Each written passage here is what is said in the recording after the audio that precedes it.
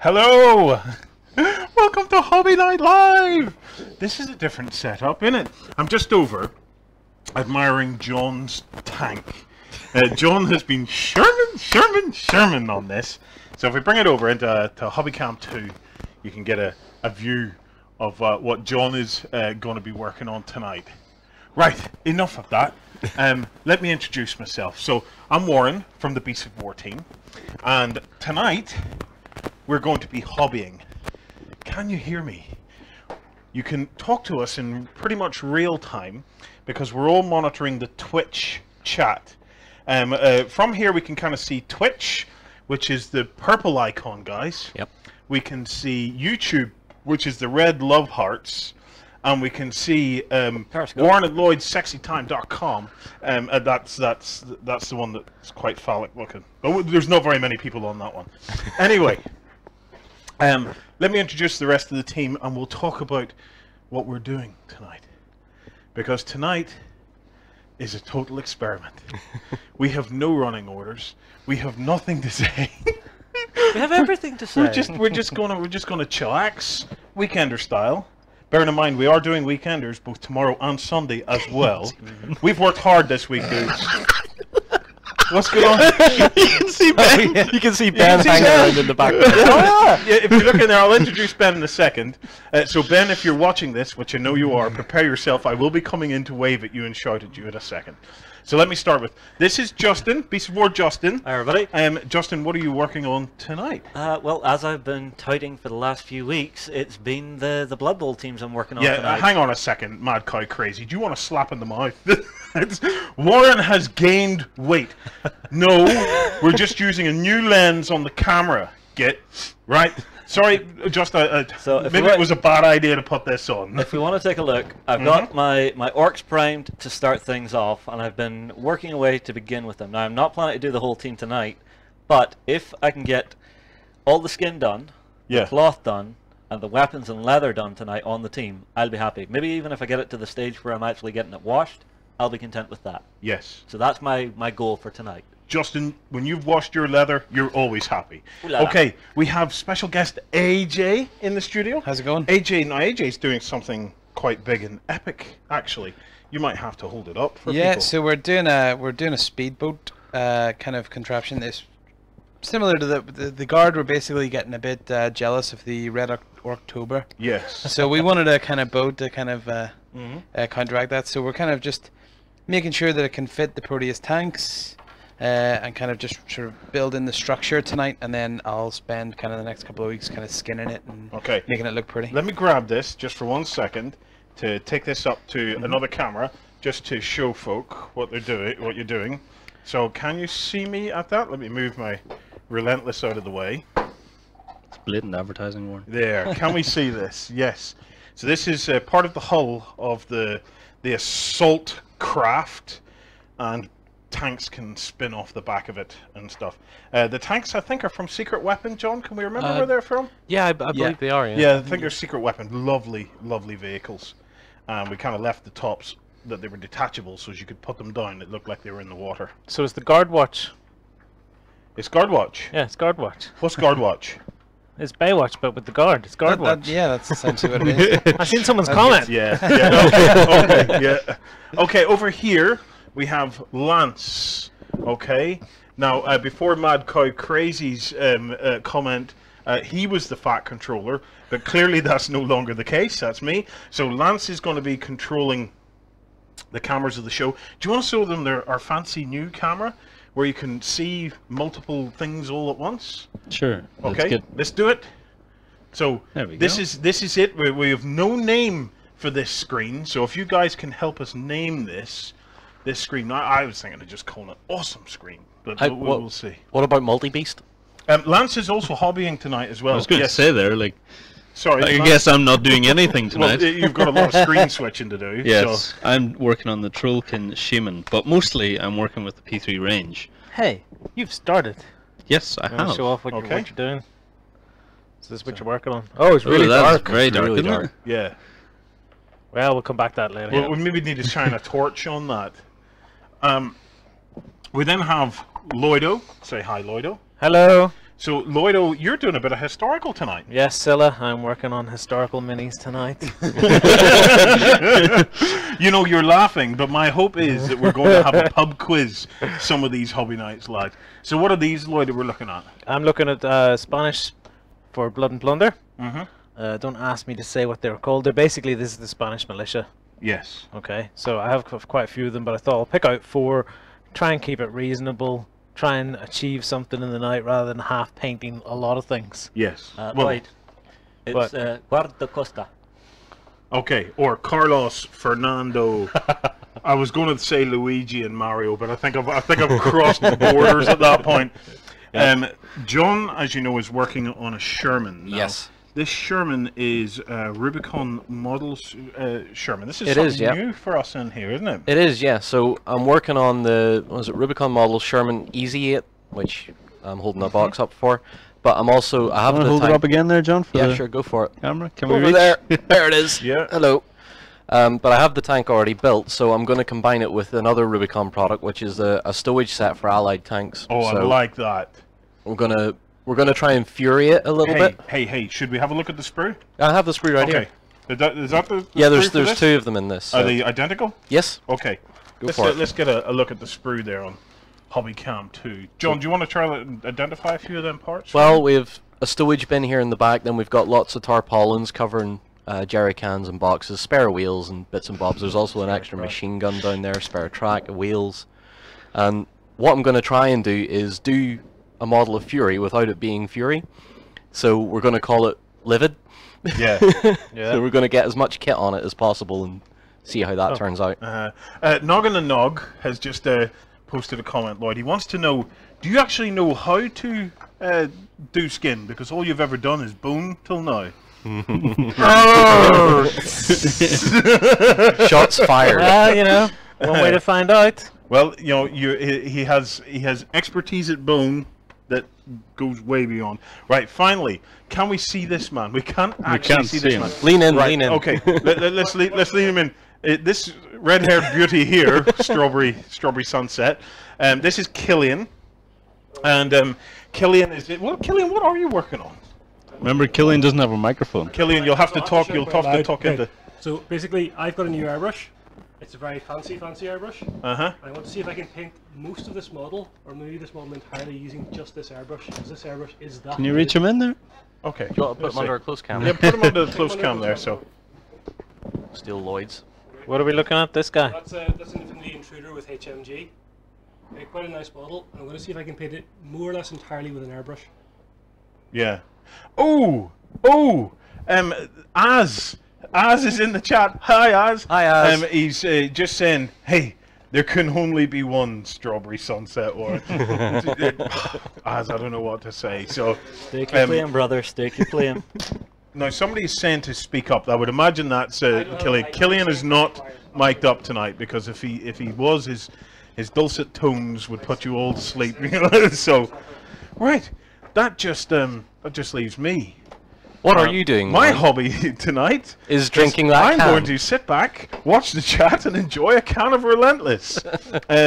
I have really struggled, I've got to say, with the hobby this week. I'm done.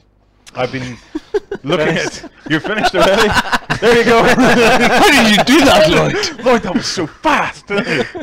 I've had an ADHD squirrel syndrome all week, trying to think of what I wanted to do. What I've come down to, I had come down to 2 items, and somebody has moved my second item again. This is the 3rd time tonight somebody has shifted my second item. Wasn't me? It was you, wasn't it? No, I moved it the first time, then I moved it back. I see it sitting. Do you want me to go get it? No, I can get it, but I'll start. I've 2 kind of things, 2 options. You guys can help me decide on this. So my option number Is 1. that it? No, it wasn't that either. Keep the chocolate out of my sight. Mad Cow Crazy will have something to say about that. My first option is I'm going to have a go at building a Scourge battleship. So let me show you this one here. This one is called... Is this the Demon? This one? I believe so. Yeah, I think it's the Demon because it's got the long wang coming out either side Okay, whereas the other one's called, I was going to call it the Dracula. It's not called the Dracula. Dragon. The Dragon, which is basically Dracula. So the other one's the Dragon, and it has shorter, thicker wangs coming out either side. So my first opportunity is I might build one of these. The second thing that option that I have is actually behind the camera. I was thinking of having a go at building my Legend of Zagor set that finally opened a couple of weeks back on the Weekender, so that Az can get in and play it. Since opening it, it's getting a bit beaten and bashed, so I'm thinking that might be kind of cool if I build that. Other than that, I will be trying to keep an eye on the comments, as should everyone else, whenever you get a chance. Before you get stuck in the hobby, Yeah. maybe we should include Ben. Oh God, I forgot about Ben. Right, hang on. Right. Okay, right, I'm going in now. Okay, so while Warren gets ready, he'll give us a shout. Let us know what you're doing in the chat, and feel free to put up the hashtag as well. You can send us through stuff via Twitter, or through Twitch chat, YouTube chat, or even where else can they send it to us? Everywhere. Yeah. You wish, and I think. Yes, this is Warren speaking. No point. Okay, Ben, can you hear me? I can hear you. Yes. Oh yes, and I can just about hear you as well. Okay, so Ben, are you going to be hobbying tonight? I am going to be hobbying tonight. So I'm going to be, hopefully you guys can see this anyway, I'm going to be painting some sort of like the Doom stuff. So I've got this guy here, which is like little possessed soldiers that I'm going to be doing with some of the washes and stuff like that. And I also have the Doom Trooper that I want to try and finish off as well. Hopefully you can see that in some way. Maybe I can... You've got a really amazing blur effect on that. You're going to have to show me how you painted that. There we go. You can't really see that, but there is a picture of it in the forum. So when we get to that later, I will show you that in sort of the stage that it's at. So yeah. Can you take a moment and tell folk about the forums and how they can go about winning the Hobby God bag, which was supposed to be in here, but once again, it shows our lack of organization tonight. I can't find the Hobby God bag. Maybe Justin would like to bring me the Hobby God bag. It's what? Oh, here it is. There. This is the Hobby God bag. Ben's going to tell you how you can win it. Yeah, so we've got a thread set up. I'll drop all the links and stuff into the comments on Twitch and all those kind of things. You can find it in the forums. It's all set up for people to get stuck into. Basically, all you got to do is share your projects in there, and then we'll be picking people throughout the night who can win Army Painter vouchers. And there's also going to be the Hobby God bag as well, which will be won at a later stage, probably on a weekender. That's one of the things that we show off once we've collected all the kind of things you've been doing over the weekend and stuff that's sort of been set up by Hobby Night Live, and then you could walk away with the Hobby God bag, which is a one of a kind. Well, not one of a kind, but you can only get it on this show, which is pretty cool. So yeah. Awesome. Right. So about the quarter to the hour, each hour for the next 3 hours, I'm going to come in with Justin. We're going to hook up with Ben, find out what you guys are at in that forum topic, and yes, we'll be giving away a Hobby God bag to the ultimate hobbyist. I think we also maybe have a couple of Army Painter vouchers that we're going to give away as well. So be sure to stay tuned, get stuck into that forum topic, and show us what you're working on. Right, back out to the studio. Lance, over to you. So as Warren was just talking about the Army Painter badges, or cheers, Ben, coupons, you can win £30 voucher or $30 voucher via the armypainter.com. So get hobbying as much as you can, put it into the forum topic, use the hashtag whichever way you wish. You can access the forum by using bit.ly/hobbynightlive, and you can share us what you are working on as well. I wonder, yes, Lloyd has just realized at the same time. What? Did we reconnect bit.hobbynightlive to redirect to the right place? Yes. You did it. You went Yes. in and made the edit. I have done it. Awesome. Awesome. While we're up, can we bring my cam up, cam 2? I want to ask a question. Does anybody know what the heck this is and what color it should be? Is this a bit of like That not just like socks Is that a off the bit of boot. trouser, or is that like a Is that like a dong hanging out the back of his leg? frilly thing, or what is that? I don't know what that is. I'm not It's- exactly sure what way I'm going to paint the Spanish today, because I was watching Black Sails, and I got through to season 4, Yeah. where there's a big Spanish army involved in all the goings on. Yeah. But they're all sort of greys, grey uniforms and things. And I thought it looked kind of sharp, but then I thought it might be a bit of Hollywood TVOS going on there, because anytime I see Blood and Plunder stuff painted up, it's more of a mishmash of colours, and it's not really, at least not with the Spanish faction looking through the book. I haven't seen them all looking all regimented. And then I watched the recent Pirates of the Caribbean movie, which is crap, by the way. Yeah. But the Spanish in that were all sort of shades of grey and stuff as well. Yeah. But then Yeah. I've gone looking online trying to get some reference pictures, and I just can't find. If you type in Spanish sailors, you, Careful. you just can't get the pictures you're looking for. No, I'm sure you don't. But you may well get a picture. Daniel Smellyhoof on Twitch says it looks like a sausage hook to him. So it might be a hook. It could be. I don't know. What's it likely to be? What is it actually likely to be? I can't think of anything that any normal human being would hang down there. What's this, John? This hook thing on the back of his trousers. Pocket knife, perhaps? Let me see. As John unmutes As himself. Okay, I unmute myself. A bit of flash. To It looks like Pride Sinclair has a question. Is it not like the like a bow? You know the way people have bows at the back of their like stockings or whatever like they an hold them up? elasticated Yeah, tassel or something. Could just be a bow Did they have that back then? on Could the it be? back of him. Well, it might be like a bow or a buckle or something. Pride Sinclair wants to know, where are the Kingdom Death playthroughs? I can actually answer that one for you. We do have, is it 5? We have 5. We have 5 more in the can. We have just been waiting because the team over at Kingdom Death wanted to do a little bit of post-production, some art stuff to it. So we're actually waiting on those guys. Other than that, we have them sitting ready to go. And as soon as they start going out, we're going to reach out to our buddy Chris Handley and get him back in to play some more. We are determined to continue it because we've been loving it. I think it's a bow. You're still worried about it. Paint it a nice shade of pink, Lloyd. Ben Gill. Oh, Ben!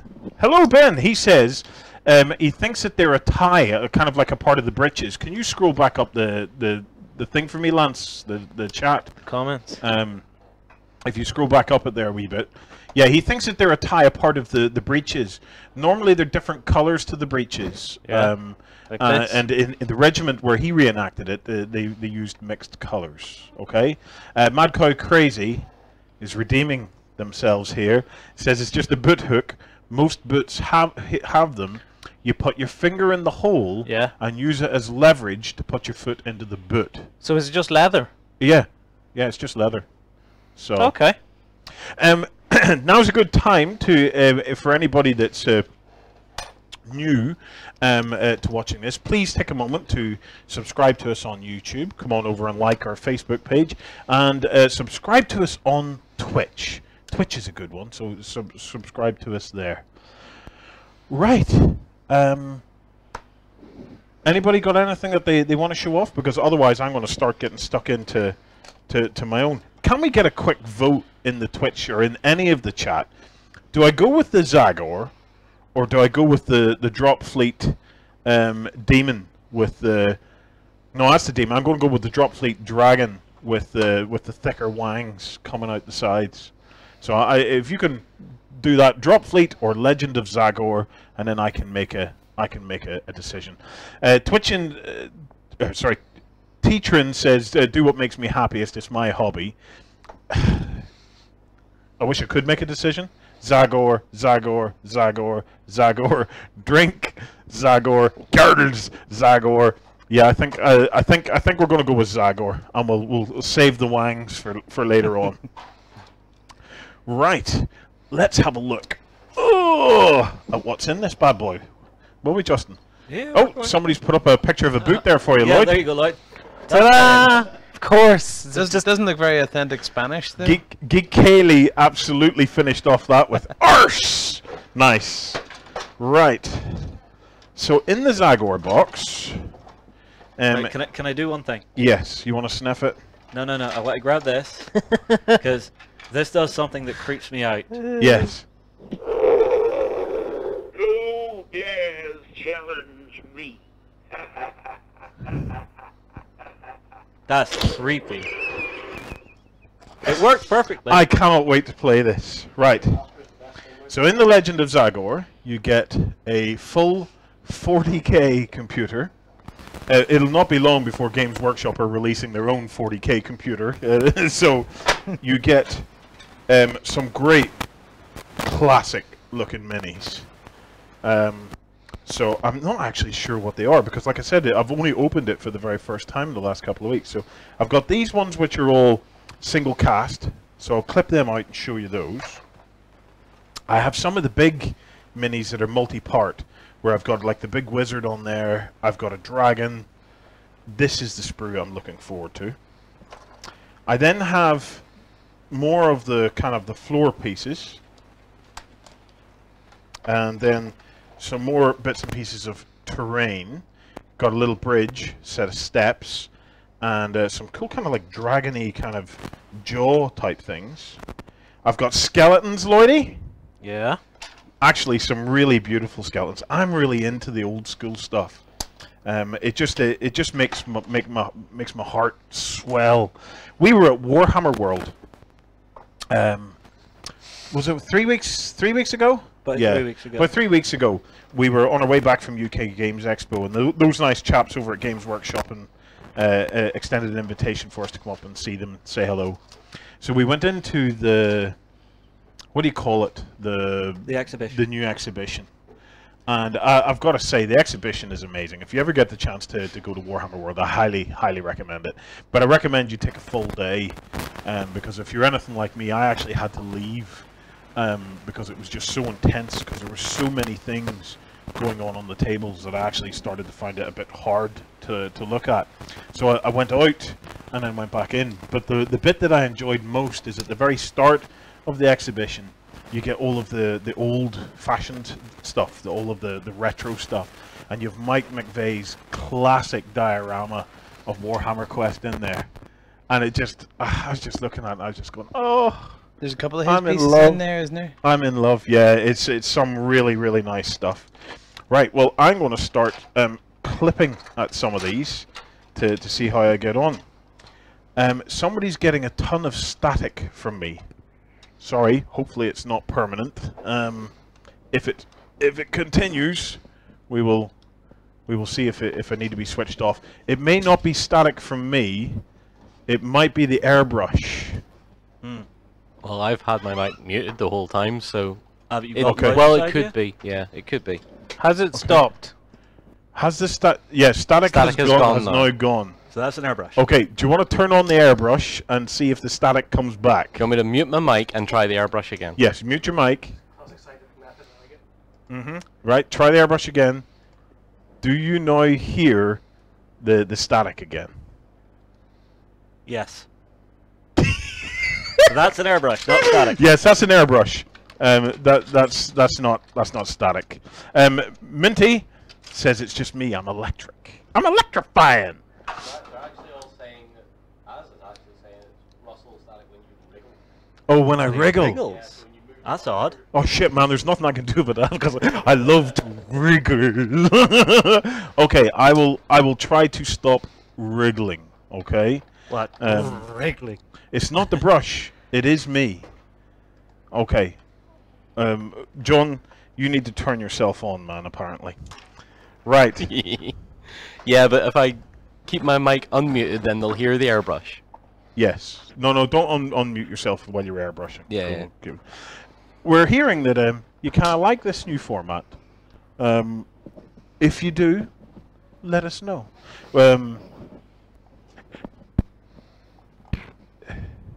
Warren, it is likely the line noise from your mic wires. Okay. Well, I will try not to play with my wires too much during the show. Welcome to everybody who's new that has joined. If you have no idea who we are, we're Beasts of War. We run beastsofwar.com, and you're very welcome to come over and join the finest gaming community on the planet. Right. Let me just get in. Is anybody anything to show off to give me a bit of peace and quiet to actually do some clipping now? Well, currently I'm pushing on with my orcs. I actually did find a rather nice colour to do the skin tone. I could show that off for everybody. Yeah, do. So, just let me wash my brush, and I'll start showing this off for everybody. That's just typical, Justin. I cut to the camera and you decide to watch your brush. Yep. Alright, so the colour I've picked is a game colour. It's called Sick Green.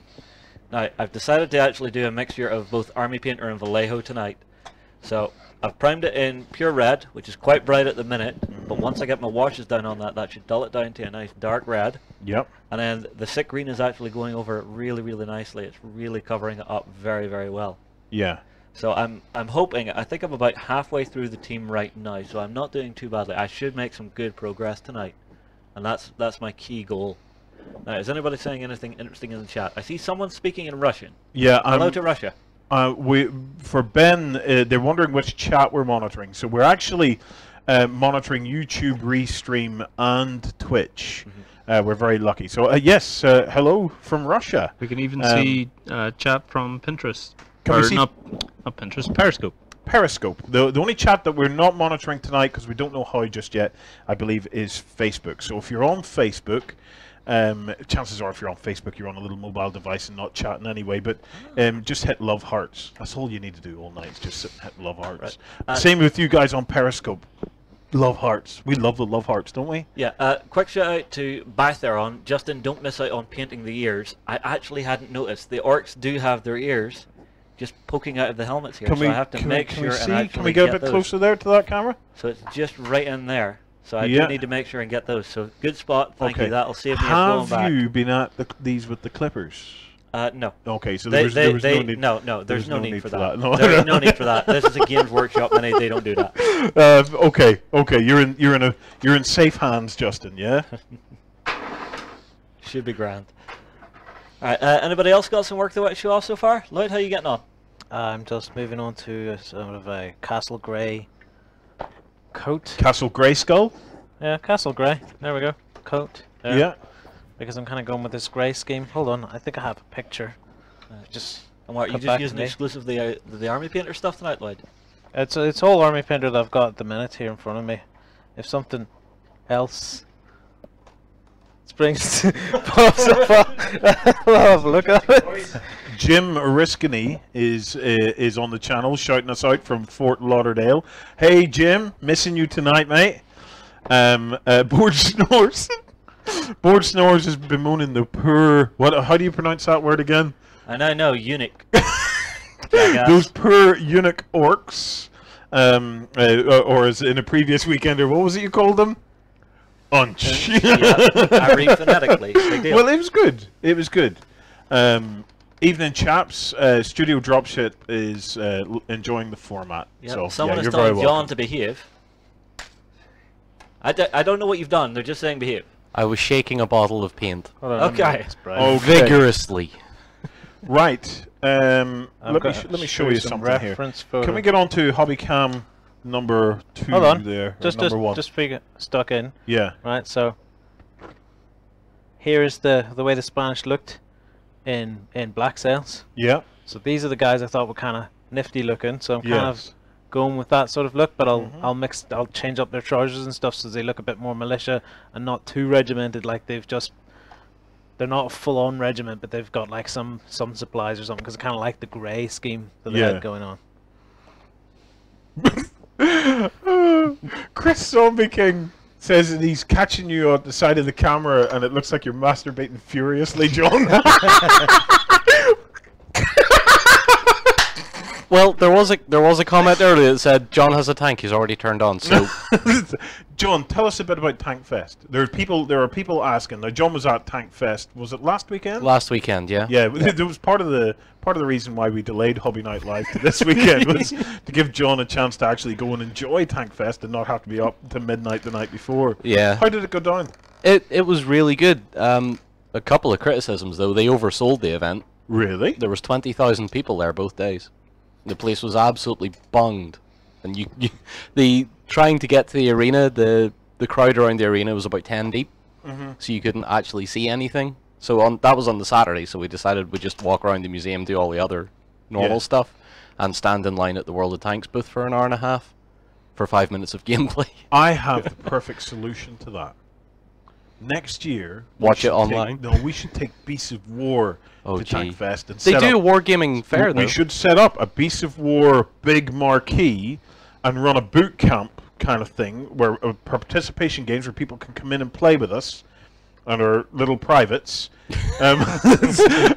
all weekend. No, I think that's absolutely the way to go. That would be the way to go. I even got to meet a couple of the World of Tanks YouTubers by running into them and going, "Oh hi," as they ran past me to go do something more important. But hey, it was a good event. Other than that, you would recommend it? Yeah, definitely. Did you not tell them you were famous, John? No. You're a star in certain circles. Walk past the mighty jingles, going, "Don't you know who I am?" Yeah, but none of us can do that now since Lance achieved sudden fame on Twitch last week when he was gate crashed by 60 viewers all at once, and then suddenly none of us can claim fame anymore. Lance is the new beautiful face. I am the victor. Board snores. I have been to Duxford about 9 times. So there's barely a museum in England I haven't been to at least twice. There's a hobby question in from Frost Wolf. He's saying, "Hey John, are you airbrushing with Army Painter with Flow Improver or Vallejo?" Well, the primer we're using was the stuff that you got in last week, wasn't it? Oh yes, let's talk about this stuff. The Badger airbrush company? Lloyd, if you can hold that under the cam. So this is called, what's it called? Steinelres? No, Steinelres was recommended to me on the comments on beastsofwar.com, where it's a primer for ensuring you capture a lot of detail. There are circumstances where you want to use a primer like this. I'm one of these kinds of expert to talk about it, but shite at trying to do it. So that's why I have him. That's why John was in this place. But there's your normal primer from a can can go down quite thick. The other thing about a primer from a can is I love it, and on freshly built minis and things like that are going to go through basic paint jobs. It's grand. It's grand. Make sure you just use the primer from a can correctly. However, when you've got a miniature that maybe already has a bad paint job on it, which they often do around here, you may want to start from scratch. Now, you have an option of trying to strip the paint, but I've got to say, stripping paint is something I absolutely detest. Really not into stripping paint. So you've got a couple of kind of primers that you can use to try and get around that. There's one from Vallejo, and it's like an airbrush primer that you can put on. Now they're kind of chemical based as opposed to your more water based stuff. So you can put them on, and they can actually go on quite thick. And when everything evaporates out and it cures, it'll go right into all of the details. And some of them even have like a self-leveling kind of effect on them. But the one from Vallejo and the one from is it AK Interactive? Yeah, AK Interactive do another one. They go on, and they're beautiful. But on researching, we were discovering that if you're sanding them or trying to fix something after it goes down, the entire paint can peel, and it can take a very long time for it to completely cure. So this Styronese or Stylinese was recommended to us. It's a Badger primer. And we've been utterly delighted with it. So we're using it at the moment to resurrect some old Tau devilfish that we've had lying around. So yeah, it goes on. It cures very, very quickly. You get all of the detail. You can work with it quite quickly after it curing. It seems to take a little bit of sanding and stuff quite well. And it's a really beautiful finish. I highly recommend it. If you're in the hobby or coming back to the hobby, my top recommendation for everybody in the hobby now is get into airbrushing. That is my #1 recommendation for the hobby these days, because the amount of time that you save by using the airbrush is just incredible. What I love about using the airbrush, I've only started kind of very basic sort of work, but it lays down those base coats that you would have spent ages trying to get right with like a big wide brush, and it gives you those transitions. And even if you don't want to spend, or you kind of paint quicker, it gives you that extra time to basically do those details, spend more time on the detail work. Yeah. I wouldn't go back. No. The shading is just so quick. Yeah. Someone asked in the comments, AJ, what are you working on in the back? Oh, right, And, okay. Yeah. I think Ben said it seemed very Archer that you were building a speedboat. Okay, do you want to throw some stuff under the close cam 2 here? Basically, I'm building. I've got the standard. I think sort the of, close cam 2 is probably a bit too tight for this. So if you want, I'll grab the active cam. Yeah, that's a wee bit. Oh yeah, well it's too tight for that. Yeah, do you want to grab the active cam? Yeah, give me a sec here. So we're going to have a go at active camming Well, here. Warren, while that's coming up, Warren, you showed off the. Oh, that's a hard chair! Oh, dude, I wasn't expecting that. Okay. You showed off the sort of tank bay earlier on. Yeah. And I think it would be a real shame. I want to do a troop bay on top. Yes. Because a landing craft, it'd be nice to have troops and tanks coming off. Yeah. At the same time. So I've got this kind of. This is almost foam board, but it's actually slightly denser. It's used for around kind of temporary staging. Yeah. They kind of put this on to kind of screen off the kind of sort of metalwork, but it's thrown away afterwards. So every time I see it, I just grab a load. You know, just grab it. Yeah. It's really, really good material. It cuts so easily. I'll just show you actually on a sort of scrap piece. The knife goes through it almost just like foam board. So you can kind of see that it just needs a couple of scores. Yeah. But what's lovely about it is it's light. It's fairly light, but it's really dense as well. Yeah. Foam PVC. It's foam PVC. Okay. It's really, really good, nice material to use. Yeah. Kind of particularly for structural things, because plasticard can be very flimsy. Yes. And you can kind of have to use lots of layers, or if you use too dense, it's hard to cut. It takes a while to cut. Yeah. So I just prefer this material.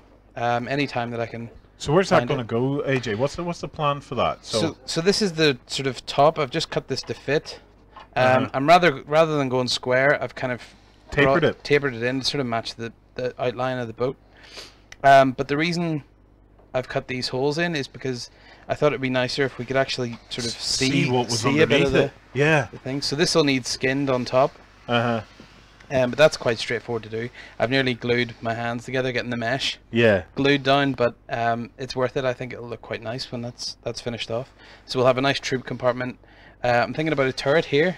Yes. A nice gun. Absolutely, yeah. Turret in there would be really definitely good. the way to go. Maybe even a driver's hatch here. Something raised up, something that looks like. So your driver's kind of up high and doing his thing, yeah. I sort of thought, like the patrol boats that they used to have, and so that they're out exposed. Yeah. Almost like a flying deck. And just try and kind of make as much of a diorama of a vehicle this size as possible.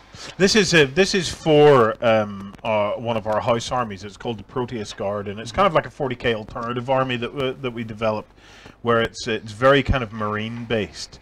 So it's a guard unit that is especially kind of designed for marine type duties. So anything on water and whatnot. You have the lower hull of this as well, don't you? So we can kind of show them what it looks like when it's actually on the lower hull. I've just sort of dismantled everything to work with. But While you're showing that off, I'm going to go and grab the Red Orktober. Oh, cool. Just so as they can see what kind of prompted us to do this. So, cool. In the meantime, do you want to come back here? In the meantime, if you just come back to my cam, I'm doing a little bit of a repaint here, because I painted on my castle grey, but I didn't like the colour. Yeah, look, castle. Oh, right, okay. But I didn't like the contrast between it and the colour I'd used for the werewolf fur for the pants. So I'm doing a little bit of a repaint, just using some ash grey just to bring it up brighter. I've been painting away at this here thing here, the cloak. and it's taken longer than I expected just to That do the is cloak. taking a long time. Yeah, it's just because there's so much detail in it, but because I'm working with the P3 paint range, I want to see, because Dallas was over from more Privateer Press, I want to see what it's like with this whole like blending technique. Privateer Press, the paints, the P3 paints work with saliva, so I'm kind of hesitant to lick my brush. But if I wanted to blend, I'll have to do it. So maybe we'll see later, but I'm not so fussed on it. I think that's a good reason not to use them if you have to start licking them. Yeah, Nom, nom, nom. but I am really enjoying them. They go on amazingly, and I can show you here if you come in close here, Justin. Can you get a good shot of that? I'll just paint this bit here. Yeah, you good? We're going to have to get Lance a lamp. Yeah. While he's doing that, there was a comment came in asking if I was going to be dipping the Blood and Plunder guys. Yeah. I may well do that tonight. I'm just going to put some washes on them because then I can see sort of results in the next couple of hours. Yeah. Without having to sit and wait for dips to dry. But I have a lot more of them, and I may just go down the dip route Yeah. because they get that nice hard shine. And then will you highlight them, or we just leave them with that? I don't know. See how they turn out. Well, this is the Red October. So this bad boy here was a pet project of mine a couple of years back, where I basically picked up a fantastic toy submarine that I said, no way my kids are getting their hands on that, and then started to cut it up into pieces, and then basically then just decimated Orc Stompas and other bits and pieces of stuff that I had lying around, and decided that an Orc submarine would be like the coolest thing that we could be sticking on our gaming tables. So ever since doing that, we realized we're going to need somebody to fight them on the beaches, and so that's where the Proteus Guard came from, and they were far more kind of marine-like. So some of these days, AJ, we're going to get it. We're going to get it all finished, and we're going to have a massive 40k battle, because we've even got this great kind of almost like oil or research platform kind of thing that we can do it with as well. So we've got a great scenario for that. So I'm going to take the Red October out of here. Well, basically, hopefully tonight, I would like to get this sort of platform built up. I went scavenging in the back and kept shouting, "John, can I have this?" And I've sort of found lots of kind of eye section, plastic card, which I'm going to use kind of as supports and struts here. So that's what you were doing in the back. All I could hear was, "John, give this to me." Will you give this to me? Will you give it to me? That's all I could hear coming from the back. More! What did I say at one point? It hasn't been touched in near a decade.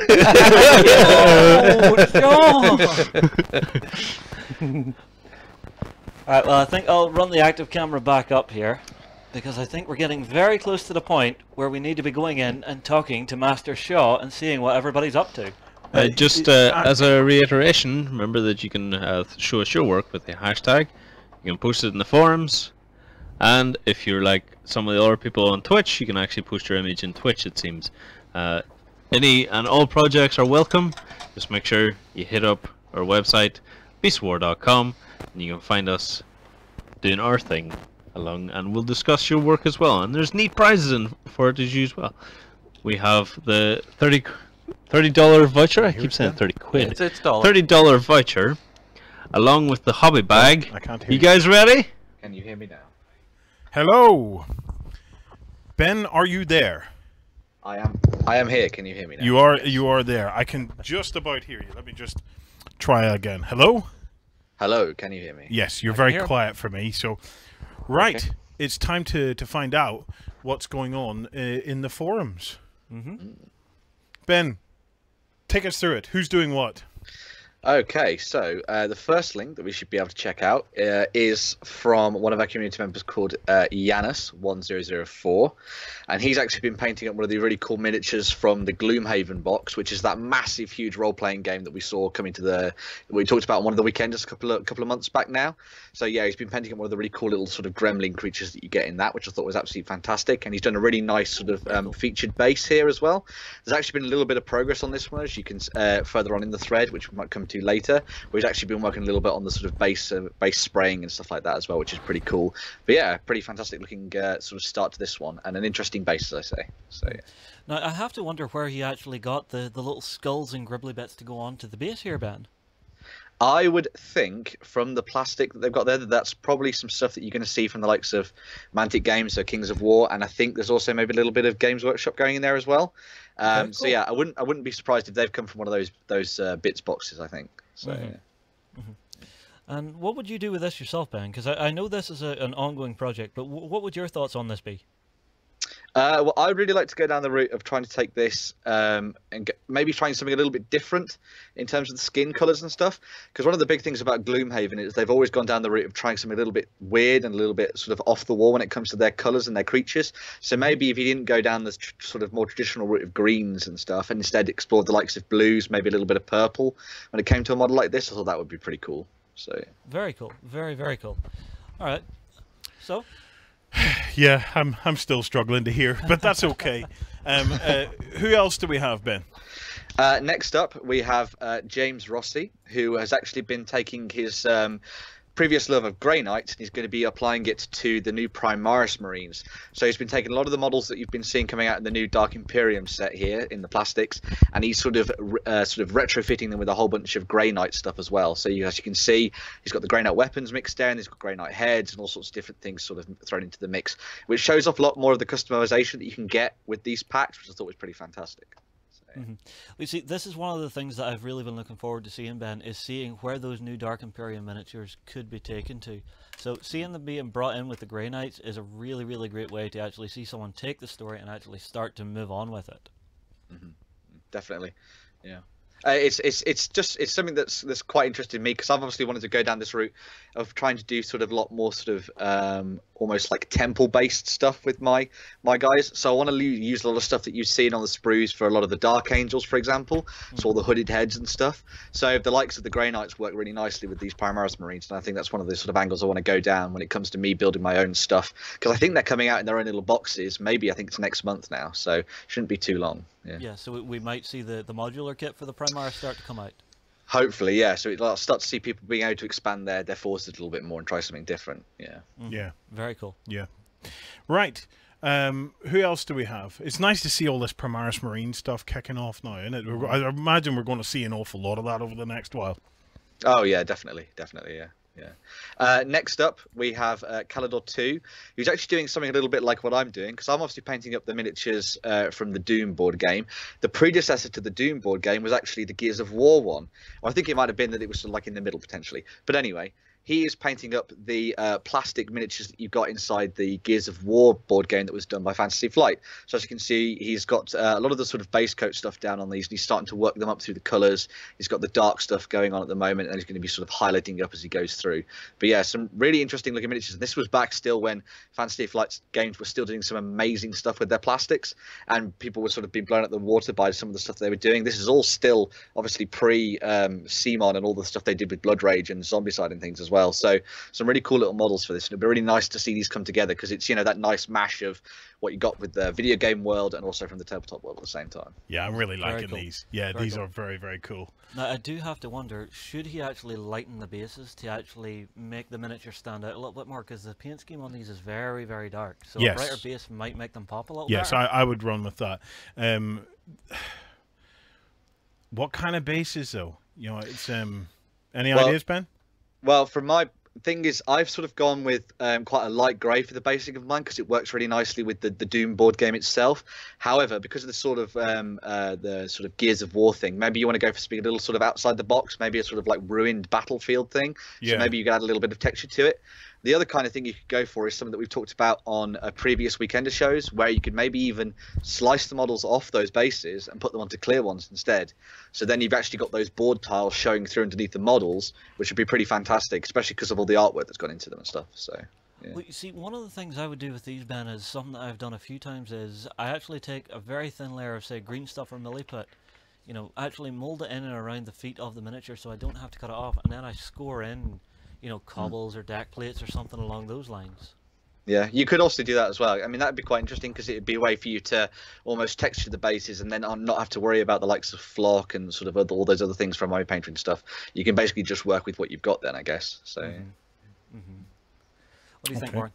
I like them. I think I like the idea of, do you know that some of the custom bases you get for Infinity miniatures that have the kind of like the sci-fi tile effects and things like that there?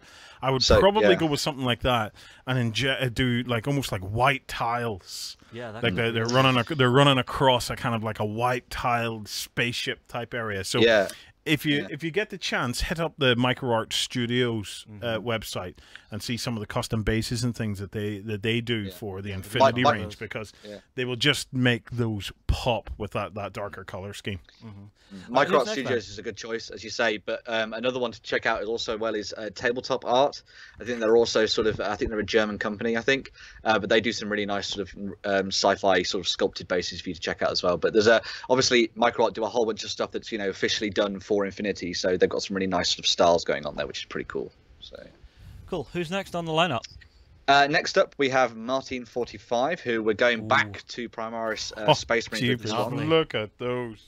Yeah, so he's been painting up some Blood Angel versions of the Primaris Marines, and he's gone for a really nice sheen to these as well, as you can see. So he's using the varnish to almost bring these models up and give them that almost new feel to them, which I thought was pretty fantastic. As you can see, he's done some really nice work on the Interceptors there, or the Inceptors, sorry, and he's also working on some of the Hellblasters too. So once again, it's a really nice, quite simple scheme as well. So there's a lot of work gone into actually making the armor look nice and that almost like pearlescent glow to it, which I thought was really nice. But then the really big thing that sort of brings them to the next level is what's been done on the guns. So these all the guns or the detail work for that sort of elevates them to the next that next level and sort of adds that new sort of level of detail to things, which I thought was pretty cool. So. Yeah, that's definitely an excellent point to make there, Ben, is getting a nice glow effect off of the guns without it being overpowering is really setting these miniatures off, and that nice shininess to the armor, it feels like an enameled plate, like that sort of effect you would have from that, which is very cool. I've always found it very difficult actually to get the plasma glow, okay, especially with a paintbrush. It's a really difficult thing to do with a paintbrush because more often than not, it ends up just looking a little flat. Either flat or it just looks painted. Well, it rarely looks like a glow. Yeah, shall I tell you the technique I've used for doing plasma in the past, especially for those sort of the plasma gun ones that you see there, so you got the ridges and stuff. Yeah. You leave them white, and then you just put a blue wash over the top, maybe darken it down if you need to, and then just quickly to give it a dry brush of white just over the top of it. Yeah. And it also almost sometimes give it like a little bit of a fuzzy glow to it, which I quite like.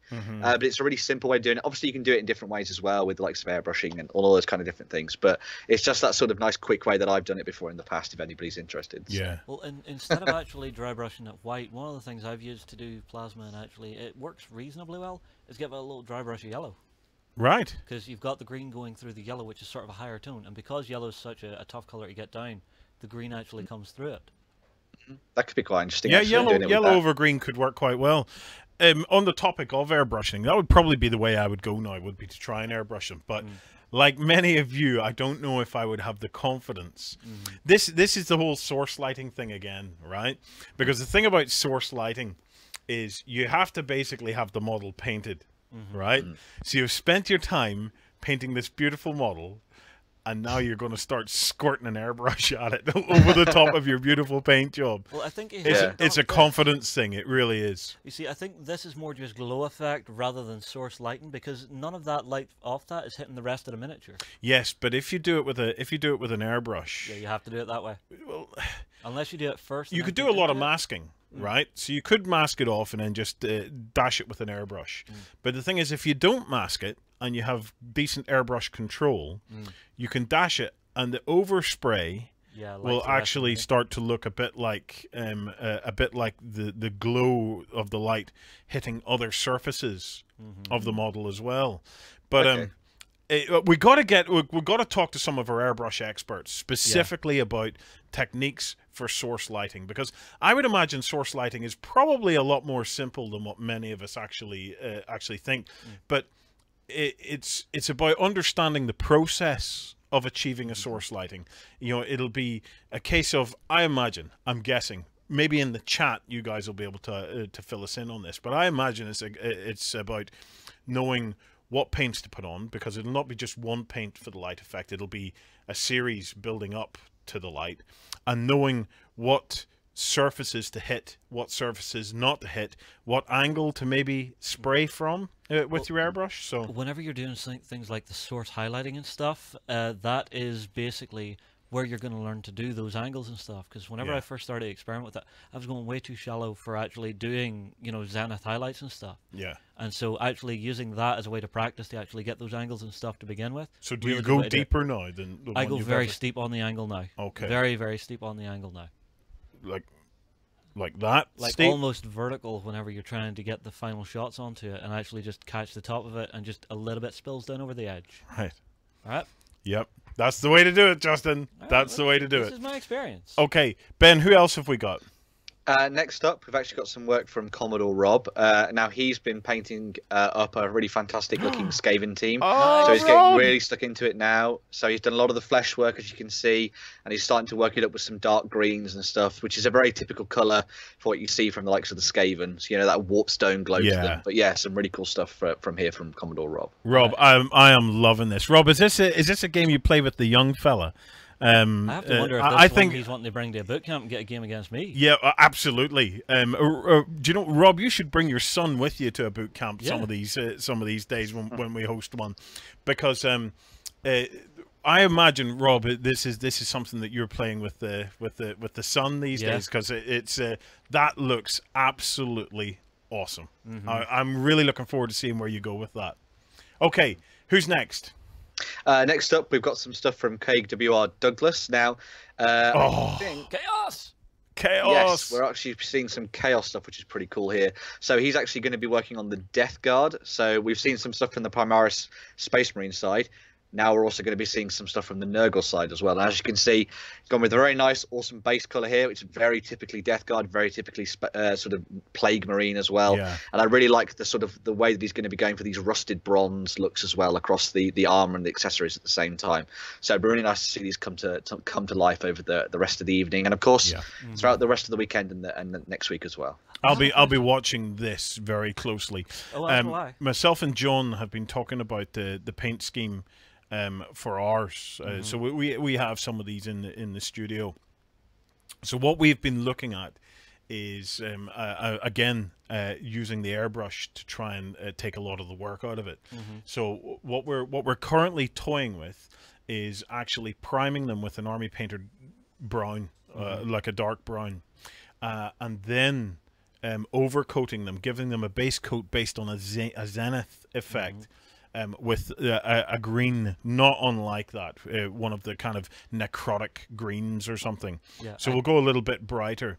That zenith will then pre-shade the entire model. So all of our shading work by that stage is almost done.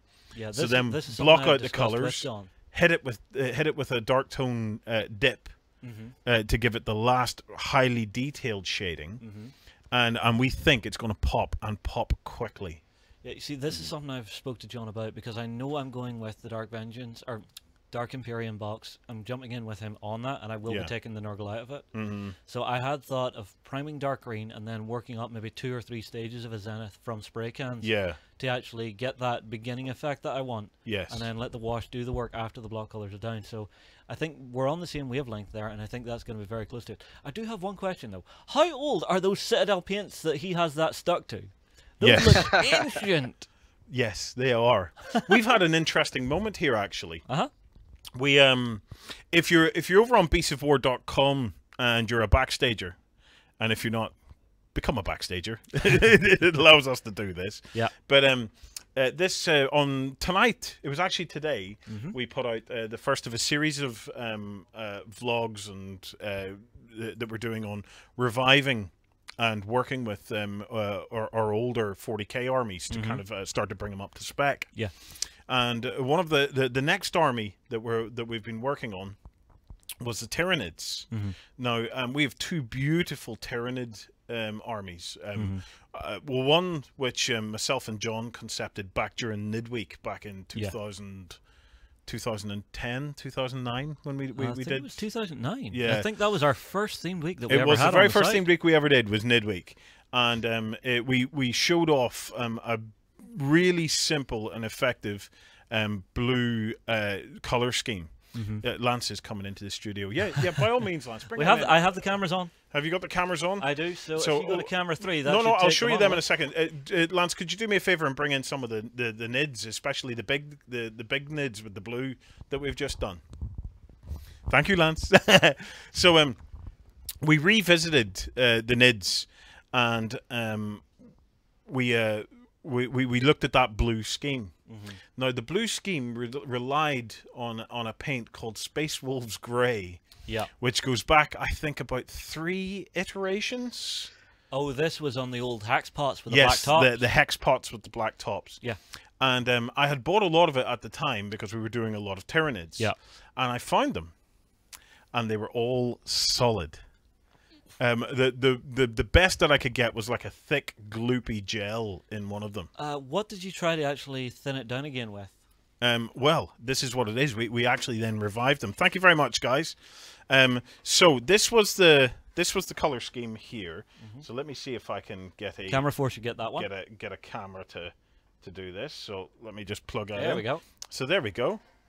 So that was the scheme that we had done on the Nidweek, and underneath that blue carapace is a Space Wolf blue.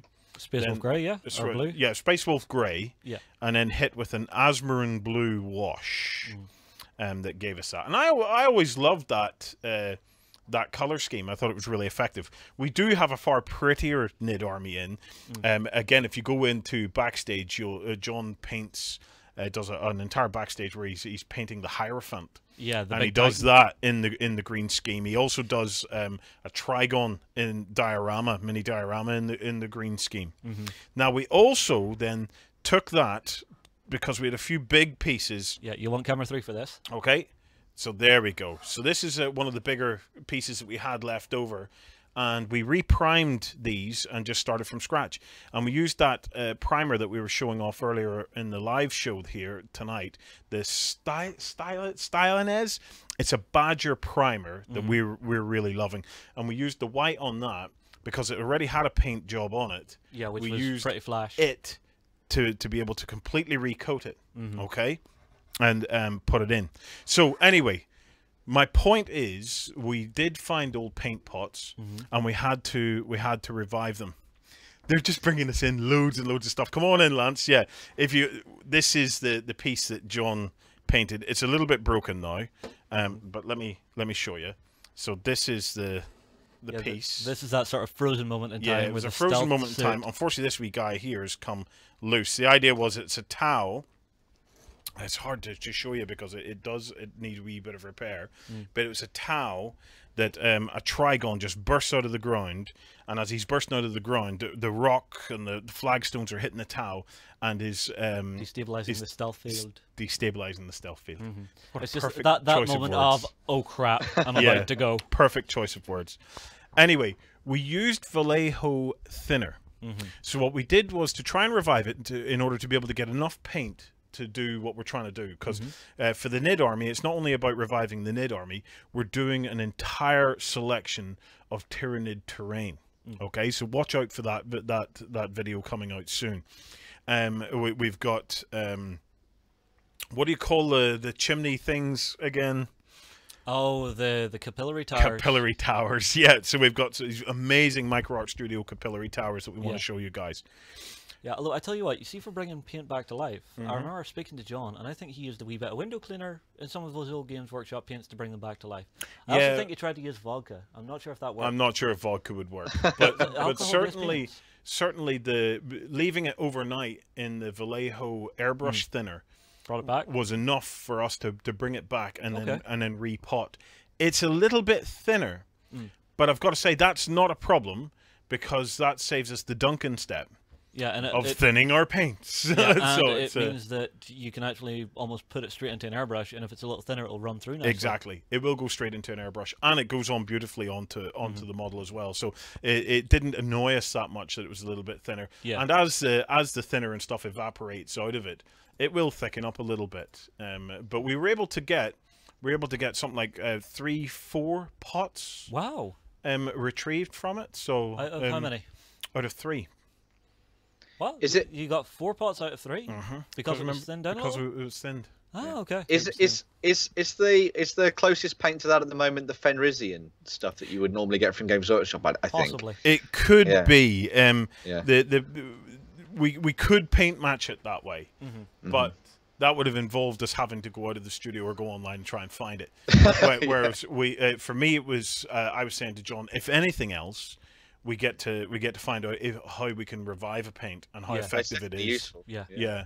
So like I said, there will be a vlog on that. But again, that blue color scheme, John is now trying an alternative of that blue color scheme that we think is going to be a great upgrade of the blue color scheme. Generally, these 40k reviving armies is us simplifying the color scheme. So what we were doing is, if I can show you the monolith, we had 2 monoliths within the Beast of War studios. Neither were nice, I've got to say. They were okay at the time, but they were starting to really show their age in old techniques. Yeah. So, but what we did was we just came up with a very simple airbrush scheme to bring our monoliths back to life and to make both monoliths match, because neither of them matched each other. And this is a super quick paint scheme on the monoliths, and not only that, we applied it to some of the other unpainted Necron vehicles that we had lying around. Yeah, we also dolled up some of the old actual Necron warriors. Yeah, what we did on these Necron warriors were kind of let me see if I can get in close. There we go. So these Necron warriors, they were just a little drab. They were drab because they were kind of like that stony color all over. Metal. So in order to make them stand out on the tabletop and on battle reports and things like that, we went at them with a lovely gold mix that we custom made for the 30k Space Wolves that we did recently. Yeah. We with the first Hobby Night Live we did, we were doing 30k Space Wolves, and we created this beautiful desaturated gold color. Yeah. And we had a full pot of that we made. So John picked it up and said, "You know what? I have the perfect color for these guys." And I really, really love that desaturated gold. And just picking out the face and the 2 panels on a Necron, to me, is just all you need to do to pick out to make a Necron. You're always looking at your miniatures from that top-down angle anyway. So especially us with the cameras and stuff, because the cameras are always top-down. Yeah. Okay, Ben. Anybody else, or do we want to give away a voucher? We probably go for one more. I think we'll go for one more. Let's go for one more. And the next one is from Zombie King, because this one's pretty interesting actually, because I think you might remember that last time we did a Hobby Night Live, Zombie King was actually putting together the sort of the basic dolly and the basic structure for this mummy referee that he was going to do. Oh, look at it now! This is what he looks like now, and he's actually cast up a few of them as well. So it's really interesting to see this really nice sort of change from how it looked before and how it looks now. So it's really nice to see this project carrying on and going forward, which I thought was pretty cool. Oh, Zombie King, I have got to say, mate, your sculpting and casting has come on leaps and bounds. Like from where he started when he was doing the dead bodies for the Walking Dead. Yeah. You know where you're at now. It's like, congratulations, mate. That looks absolutely brilliant. Yeah. What a cool model. And I love the fact that you've got head options in there as well. There's 2 head options. There's the wrapped and unwrapped head. Definitely, yeah. Okay. Right. I'm going to pick our $30 voucher winner. Okay. Go for it. It's going to be Zombie King.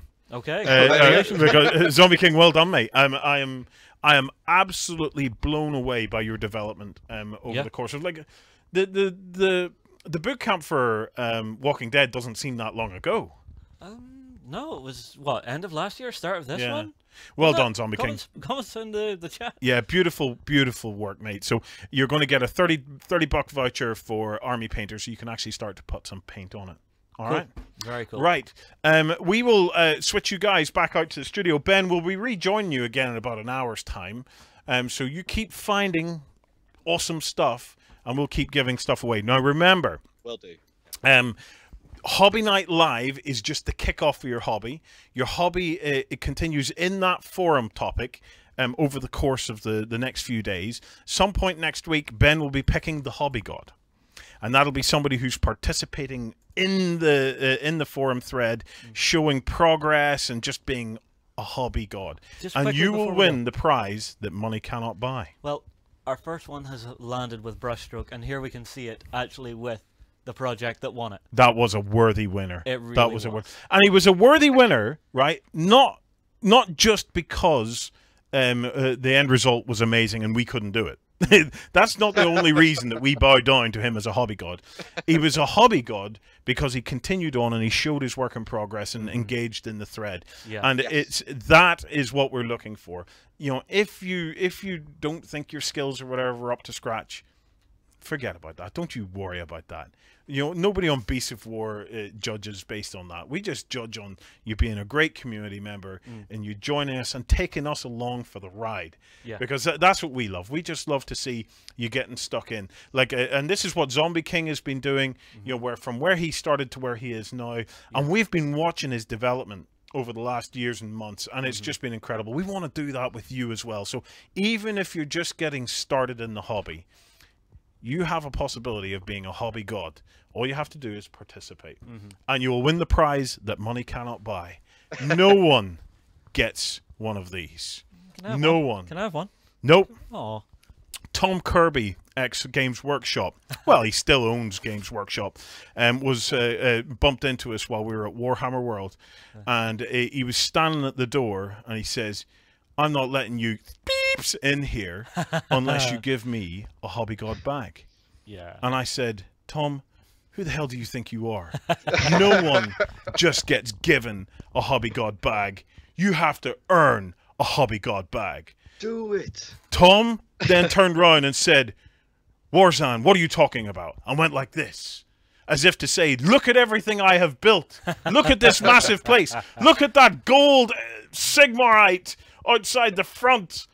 I looked at him and I said, Tom, not fucking good enough, man. So you could win a Hobby God bag. Participate in the forum. Okay. Right. Back to the Hobby Hall? Back to the Hobby Hall. Welcome back to the Hobby Hall. Lloyd, what are you working on now? Where's your pirates going? I'm still painting away at my Blood and Thunder. Oh, Spanish. Ooh, I can barely see now. Bring it up full screen. Yes, I'm still blocking out colours. As you can see, nothing too out of the ordinary just yet. I like him. I've been painting over the white here on his cuffs and stuff. I made a little mix of white with that castle grey that I decided not to use. I thought, oh, that'll give me a nice off-white sort of colour. So there's a few drops of that in with some white, and I think that's quite nice because I don't want pure white, because I don't think pure white looks particularly nice when you leave it on a model.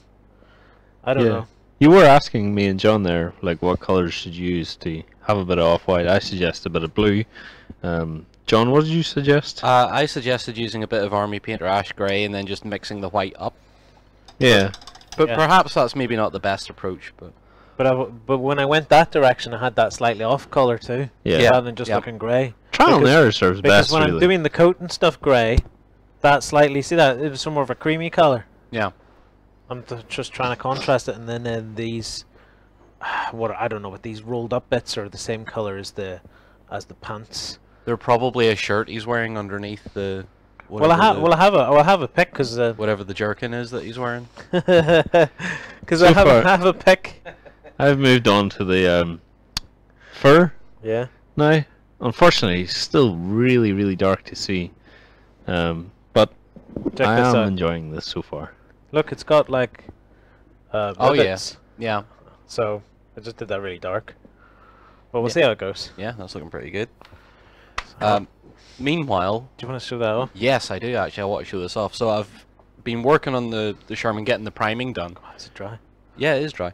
But the priming is also now expanded into doing a zenith pre-shade. Sweet. That looks so cool right now, So John. I was using the white and the black primer, so I primed it all black first and then started to zenith it with the white. If you look at it from the front, see if you can get the camera to maybe stay in focus while it's on the front. Just can't how sharp really. the shadows are and how nicely shaded they'll be. So that's you done for the evening then? No, that's only me started. Why would you ruin that by painting over that, John? Look at that. That looks amazing. Because I'm going to try, and what I've tried to do several times, I've been using this technique in wargaming projects and scale model projects, is my main problem is when I come to add the color, I never thin the color enough, so I obliterate all the work I've done previously. I have a solution to that. Thin my paint. Nope. Use a wash. But yeah, I could do that, but yeah, I don't have the correct color of wash. Now I could mix a few up, but they wouldn't be quite the right color. How much do you care about getting the absolute correct color? Oh God, look at him. Yes, he cares. That was the most stupid Warzone question ever, really, wasn't it? Yeah, it was. So I've got my proper color thinned very heavily in my airbrush. Show me your color here. Right, so it's Vallejo model color USA olive drab. Okay, it's a very dark. Let me put that under the camera there. Quite a dull green. So Vallejo model color, and what's it called? Yes, USA olive drab. It even says that color on the box. Yeah. So I thought, can't go much further afield than that. trying to recreate that as a wash. Yeah. Well, what is a wash actually made of? Now, guys, get into the chat here, right? This is something that we could solve as a community now, right? Because I remember old formulas for us to make our own washes, right? And they were done using things like clear floor polish. It was something that came in a... We can't find it over here anymore. No, we can't get it. Yeah, I don't think we can get clear over here anymore. But what would you mix a paint with to actually turn it into a wash? Now remember, let's talk about the difference between a paint and a wash. So a wash and a paint will both have pigment in it, right? Yep. So that's something they have in common. But a wash, a paint will just apply sit over all of the surfaces, whereas a wash will have something in the medium that causes it to retract and pull into the recesses, okay, and to only sit potentially lightly, like a glaze, over the top of a model. We have a few good Monkey Sloth generally washes are water, paint, and flow improver. Sometimes to make it more transparent, you'd use a matte medium. So essentially, Teacher sends medium. Yeah, Frostwolf says medium. Yeah, medium seems to be the one that that is coming back. Yeah. Do we have medium? Well, we had a wash medium in the Army Painter big set, but I hadn't been able to find it. So the closest thing I'd been doing fairly recently was just using some anti-shine matte varnish. Have we flow improver? We have flow improver. I've actually mixed it with thinner and flow improver in the airbrush. Right. Do you want to have a go at a mix, a dedicated mix with a lot? Well, what would we say, guys, for this?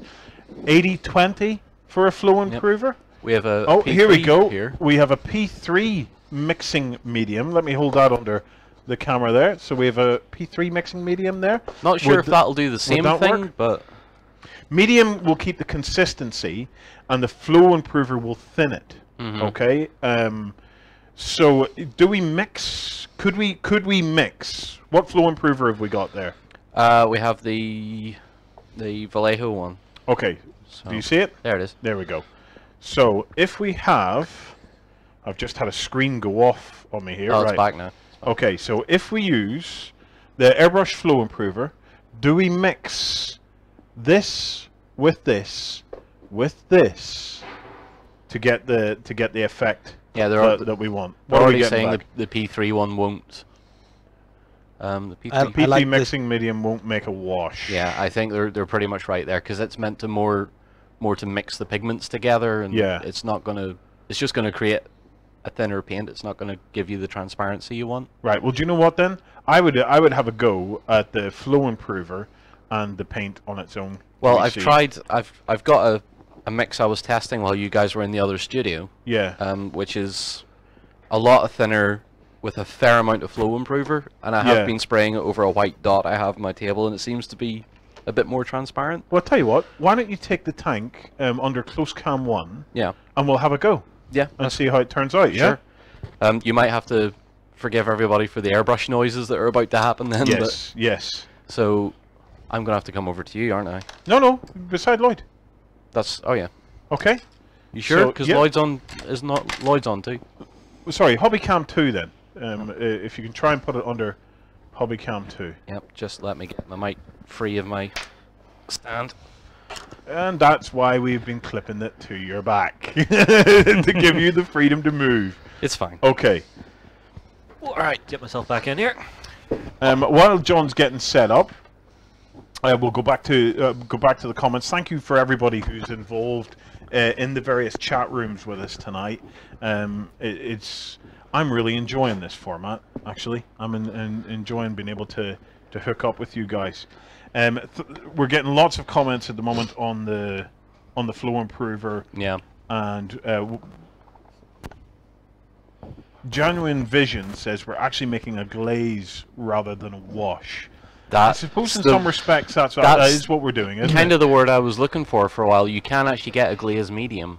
Yeah. And that would probably work. I have some. If you Do want you that. have some? Yeah, Do you I have some in your... Well, I've already made the mix now, so... Yeah, let's try John's mix Yeah. to be seen So here first. Right, so if we can go into Hobbycam 2 there. Yep, I'm just going to take the turret off and we'll start on it. Mm-hmm.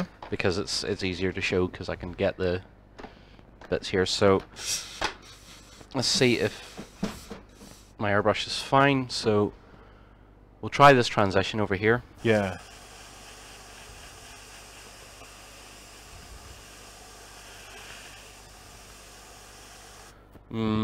Still heavy. Still heavy. Yeah. Still very heavy. So what I'd maybe do now then is add in More Flow Improver. maybe more Flow Improver or add some of Justin's glaze medium. If Yep. he has it sat there. I have it here. It's all sat there. Lance, you're filming the top of a turret there, so Okay. at the minute. Sorry, there's not much. I know you're a camera angles I can do.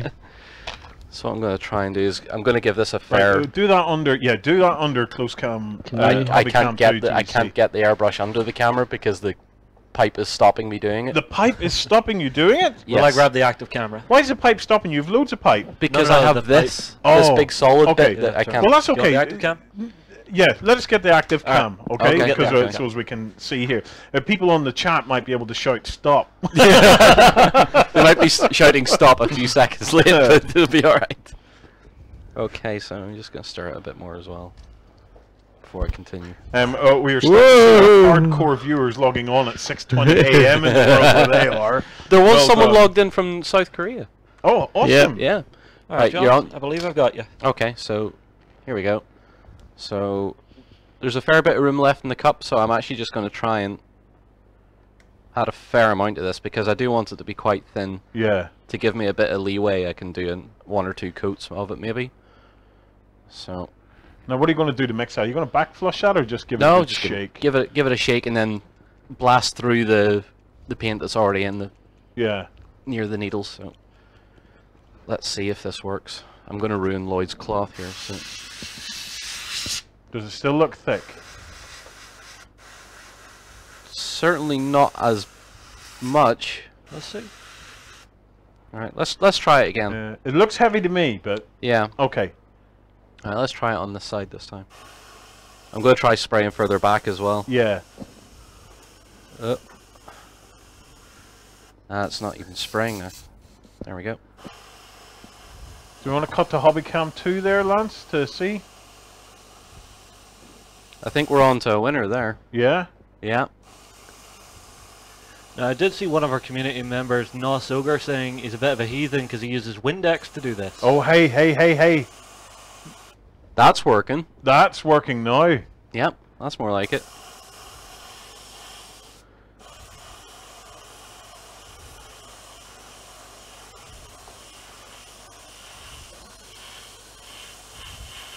Yeah, let's go back to close cam 2 there, because I think we get a better, more stable shot of it. Yep.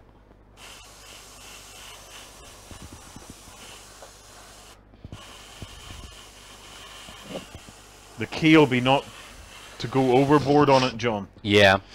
But it's getting a nice transition on the side of the turret there Yeah, you're now, definitely so- you are still seeing the shading, which Yeah. I suppose is the is the is the crux idea. of this. Yeah. Yep. We're gonna have to just accept I this would as it accept is. that side's just going to be a bit darker Yeah. potentially. So So I'll just give it another quick coat. And it's actually looking pretty good at the minute. yeah. So let's go over the front of the gun here.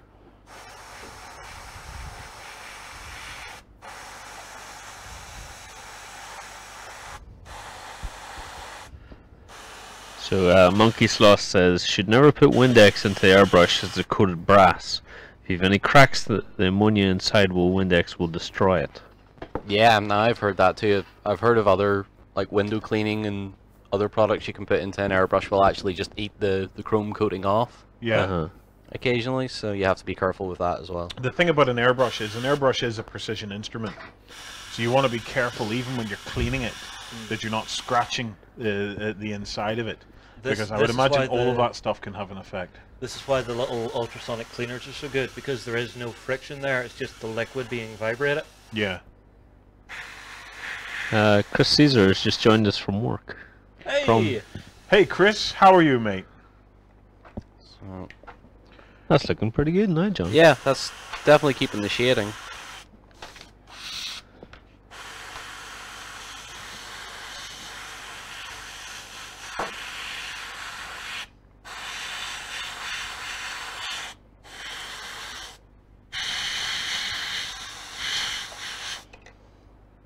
And Rojo High says you got to be a bit careful of the alcohol as well because it can be sore on the seals within an airbrush too. yep.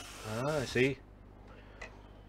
I think that's as far as I'll take that under camera anyway, because that has definitely retained a lot more shading than it did previously. Yeah. Once that's dry and got a bit of a matte coat on it, I think that'll do pretty spot on. Do you think that the glaze medium itself has added a bit of gloss to the thing, or? It's potentially done that, but what it has done is given me the transparency I was looking for, so Yeah. it doesn't matter so much because then I can just airbrush some matte varnish over the top of it. Well, John, hang on to it, work away. Well, I'll try it. So I'm going to move back and let Lloyd back in again and get out of his way. Okay. I have my first piece of hobby done. Woohoo! So, Did you build a guy? Lance, if we cut to close cam 1, I've actually clipped something. So here we have it. This is my mighty wizard from the Legend of Zagor. So I'm now going to glue that bad boy together. Does he go together? Now, here would be a killer for you, Warren. If you had kept that good for all those years and got a mispack. Yeah, I don't think it's a mispack. It's probably just... Remember, back then they used pantographs and all sorts of things to make these. So that would have been done with a 3-up. There's no CAD back in these days. Not in this industry, anyway. So there would have been a 3-up of that. Then it would have been pantographed to reduce it to that size. Ah, I see. Yeah. So, yeah, it does go together. But I'm going to put a wee bit of glue onto it. Can I ask what a pantograph is? Is that a pantograph? I hope I've called it the right thing. A pantograph makes pants for miniatures. Oh wow! Okay. No, it's what it is you have a 3-up model, okay, and there's a kind of like a needle that is on both sides. There's a needle here and like a cutter here, and as you move the cutter, it tracks the needle Justin? across the top okay. of it. You bring it And in what for- you're doing is you're you break it actually in. cutting into a Put it in. mold, okay, and with the cutter, and the needle is giving you your depth and stuff like that. So it's like an old manual way of making a copy. But not only does it make a direct copy, you can then set the scale as well. Okay. So it makes a copy at a smaller scale. There's a very easy way to describe this. If you ever went to get a spare key cut, Yeah. the way they have Yeah. the machine, they stick your original key in, Mhm. and then they have the cutter on the other side, and it follows the shape of the key. Mhm. So it's probably something similar to that, yeah, Warren? Yeah, it's okay. a similar concept. But just to that. just so it can scale, because I always wondered how you take a 3-up and then without computers, how you would take a 3-up and make it into a normal miniature. I'd Well, I'd never really considered it before. They do the same with coins. Whenever Yeah. a new coin is made, they will sculpt it big, and then use a very similar technique to actually re-engrave the coins for the master molds. Orlando, the Technicolored, has said, "Yep, you got it right, Warren." Yeah. And always nice to get something right. I remember in the early days of Beasts of War, I was in a video and I was talking about plastics, and I got myself all in a muddle and started referring to the plastics as PVC, and then I met Terry from Renedra. Now Renedra was one of the Terry is a company that does plastics. Okay, they still use the pantographs and stuff. In fact, Terry was one of the pioneers of plastic miniatures production in the industry. Oh, okay. So what they used to do is Terry served his time with Frank Odell. Now Frank Odell is very famous in the wider model industry because he had the company Lido. Okay. Oh, okay. Now Yeah. Lido used to create the beautiful little collectors mini vintage vehicles. They were bought over by Corgi, weren't they? Yes, they were eventually? bought over by Corgi. Now Lloyd was a collector of Lido cars as a child because my grandfather and father-in-law used to buy him all these little collector vintage vehicles. I had loads, and I still have like a big tin box full of Yeah. them. I don't have them in boxes. And What stuff, you but it's didn't alright know- because they never gained any value. Yeah, what you didn't know and what I didn't know was that Lido was Odell spelled backwards. Oh. So that was Frank Odell's company. So this is where Tony served his time. So I met Tony in the pub one time after Salute, and Tony says, "Warren, young man, come here to talk to you." Did you get educated? I says, "Well, Tony, what's up?" He says, "You're a dick." I says, what do you mean?" He said, "I watched your video, and you got into a model, and you started talking about flipping PVC." He says, "We don't make this stuff out of PVC. It's polyurethane." And I went, "Oh, I'm so sorry, man. It's plastics. I couldn't even remember the different types of plastics at the time." But there now are PVC plastics today. Yes, I should have So, said to him. perhaps you were channeling the I should future. have said to him, just you wait, Tony. Just you wait. I'm a man that's ahead of my time. Everything will be made out of PVC because it's our favorite material, isn't it, Justin? So yeah, it was. The plastic itself is polyurethane, but these days everything has changed. It's all CAD. Okay, and they now have. They still do miniatures in polyurethane. Games Workshop stuff is very classic in that sense, although it's CAD created. But in China, a lot of the stuff that's coming in is a PVC mix or some kind of a resin, polyurethane resin. I've noticed some of the terrain kits that GW do. They are slightly different, like a different sort of almost shinier plastic. Yes, that's because they're made in China and not made in Nottingham. Oh, okay. The terrain that Games Workshop makes is outsourced to a plant in China, where they make the bigger stuff. So it's probably, I'm guessing here, probably that the plastic itself is maybe just not as high a quality, Oh, okay. and the molds themselves maybe just not quite as high a quality, so you get a slightly softer finish to it all than you will with the absolutely crystal clear miniatures that they produce in-house in Nottingham. Anything on the chat, Lance? Yes, someone, Milma, just said that he's having some issues uploading pictures because Photobuck have changed. I noticed this and I addressed this earlier today, that if you have been using Photobucket for your images, it's probably best to move away from it now, because it's going to cost a lot of money, and you can just use Google Google Photos, or Imager, or even Facebook for your own Actually, uploads. if he's talking about putting images onto beastofwar.com, Yeah, but I'm talking about if there are any, maybe if they're bigger than but 2 it's meg. worth noting, we haven't publicly announced it yet, but we have increased the upload limit Oh. on beastofwar.com quite massively. So previously it was about 700k. I'm not sure if we did that for everybody. Yes, it's done for everybody. Is it? Yeah, so for everybody, I think it's now up to about 2.5 meg. Okay. Your individual image size. So remember though, whenever you are in the Beast of War forums, you upload the image first, and then you click insert into post. Yes. And you'll be able to. And drop if them you in. forget, just hit the edit button and it'll let you go back and then insert it into the post. Yeah.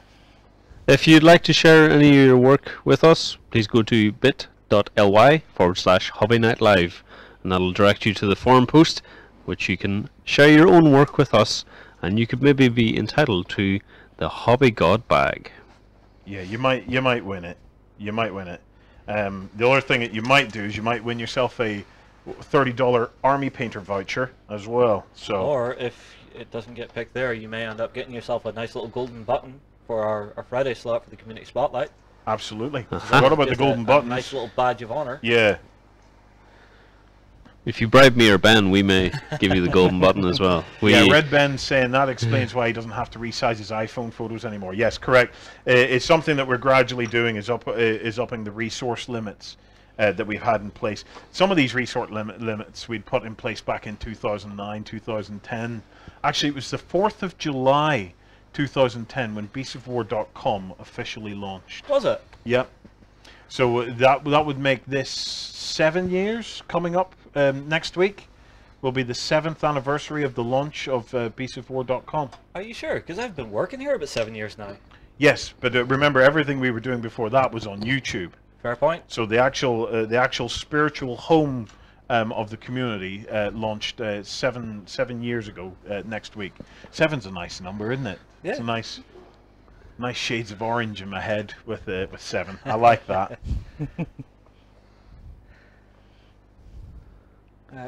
Well, I am nearly done. I have 3 more of these guys to do the skin on, and then I can move on to the next bits. AJ, you've worked before with creating sculpts and recrafting your models. Just how long? Just wee bits and pieces. How long have you been doing it for? The first one I did a Sentinel. I was getting fed up with my Imperial Guard Sentinels because they were a nightmare to transport, and the legs kept snapping off. So I thought, how can I build a miniature that basically doesn't do that? So I sort of took inspiration from the Bren carrier, the old Universal carrier, and basically built it with a heavy weapons team, a little tank that kind of had las cannons and stuff on the top, and they were square and boxy and fitted in foam cases very nicely. So from there I kind of expanded out and just went online, as we all do now, and found many amazing people creating sort of quite wonderful plasticard things, you know. One of the ones, I know you guys know him, Dave Taylor. Yeah. Yes. He was one of the first that I looked at and was kind of just instantly blown away, you know. Is an amazing human being. God damn that man and all his talents. Oh, He's so talented. Dave Taylor may even be watching tonight. You know, he does tune in from time to time. Dave Taylor is like one of my hobby heroes. The stuff that man has done over the years, the places he's worked, the things that he has achieved, it just absolutely knocks my socks off. So Dave, if you're watching tonight, love you, man. I'm definitely one of his biggest fans. He did a very similar Sentinel years ago. It was in one of the White Dwarfs, and it was kind of just a little.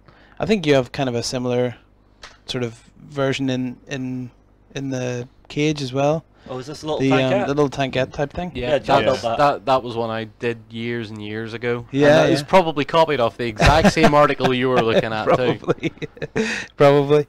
And it was a brilliant wee conversion. So like, there's just, it's amazing what you can find, and I think it's wonderful when, kind of particularly even on the Beasts of War site, you've got hobbyists supporting each other, and it's pretty amazing to see what they kind of can come up with, and who's out in their bedrooms kind of just tinkering. AJ, do you have a place that the community can see your previous work? I have a little blog. It's kind of the cheesiest name in the world. Oh, what is it? Come on, tell us. AJ's Gaming World.blogspot.com. I've heard worse. So Not it was much. not much, and it's really cheesy. I made it when I was at uni, because I was getting so little hobby done, you know, because I was away from home and drinking and partying and all sorts, and I thought I need to get back and do a bit of hobbying. So it was kind of, I created it basically for a friend who was at home, so that we could kind of continue our arms race. He plays orcs, so we were kind of posting up pictures and kind of bouncing off each other and going, you know, we need to kind of keep each other spurred on. Now this is one of the things I'm looking forward to with myself and John both getting into Warhammer 40k again, is that arms race kicking off. Yeah. Every single game. Yeah. Or your mate will pick up, say, a new tank, and so you'll pick up a walker or a weapons team or a new hero. Just something to actually turn the balance and take the day. which is always a good laugh. Yeah, I have a few questions I want to answer. So, Commodore Rob was asking who's working on the Scourge battleship. I potentially, although maybe be in the next Hobby Night Live, I'm going to be building one of these bad boys. So, I was talking a little bit earlier that I think this is the demon, isn't it, with the long wangs? I believe that's the And demon. I'm going to do Hold the it under the dragon. camera here, because Commodore Yeah. Rob will know. Commodore what Rob, it is. you can help me with this. I think this pattern is the demon.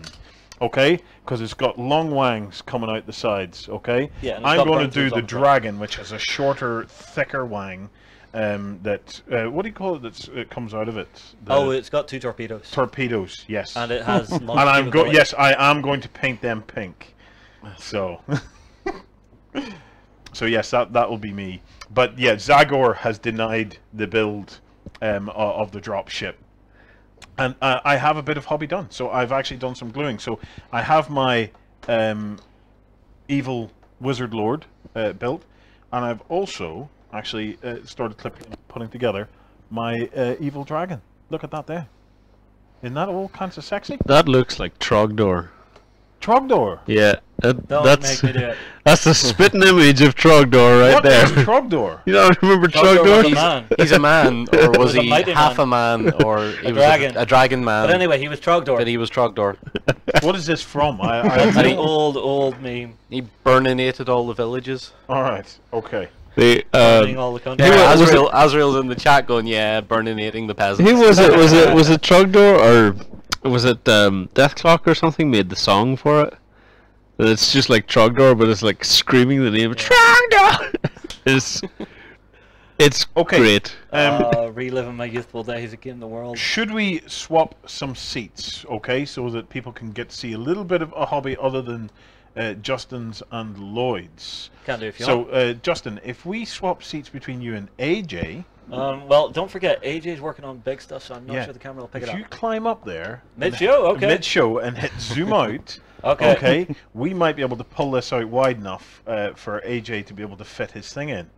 Okay. All right. Well, give me one So- second. Let me move the guys. Pull that it wide stole enough, the you can paint fit away to anything in. AJ's side. Okay. Well, we'll do that in a minute. Let's see if we can make ourselves wide enough for AJ's Okay. big thing there. Now, where did we put Here. I'll hold this. No, I am not stepping up on that. Not a hope.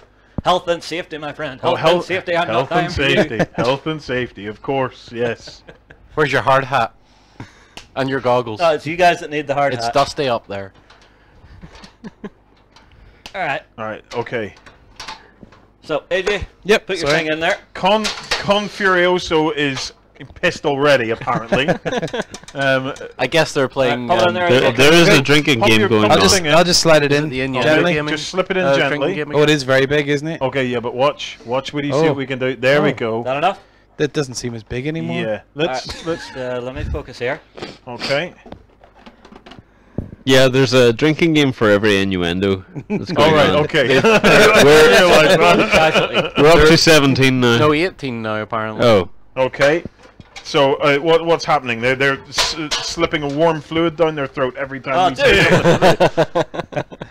I'm There just we happy go. we're not having a few tonight. There we go, AJ. Cheers.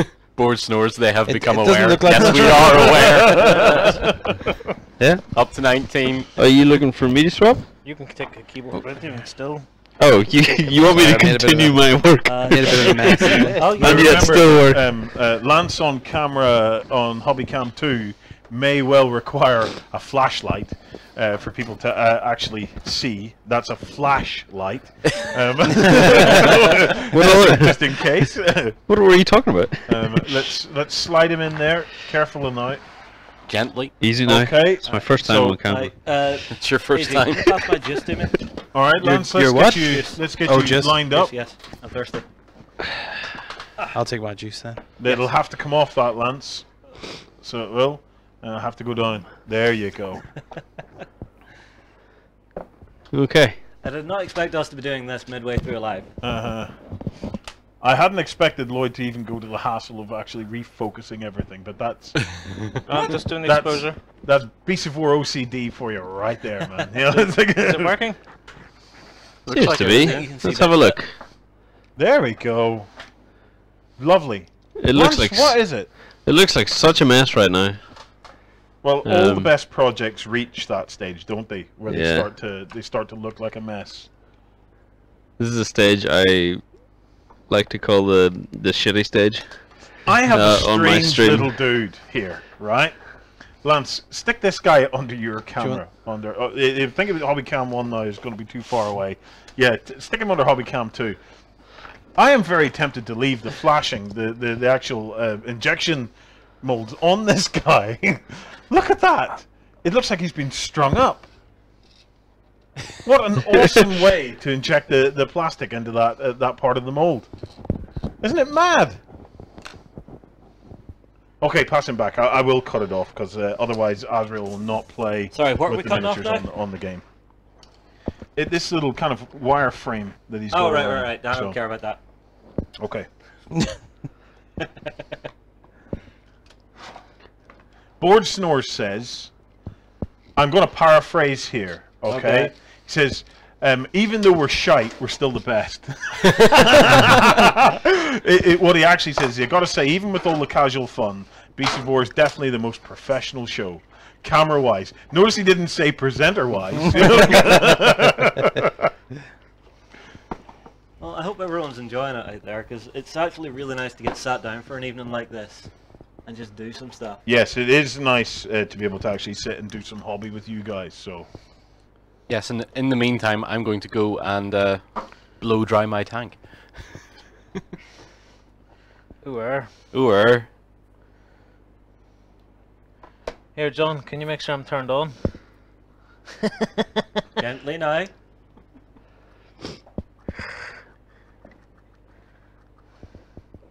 Wow, everyone's really busy. The silence is dead. Lloyd, are you painting a sheep yet? No, I'm not painting no sheep. I thought you. What happened to your sheep? Flipping sheep. Sure, I got those Chicks? I got the chicks and the sheeps from Poundland. Uh huh. Do you know the one? Little Easter toys. Yeah. Oh, you don't have them with you. I do. Don't start this again. Oh, please, no. Once was enough, Lloyd. Once was enough. No, so no, I'm not painting sheep.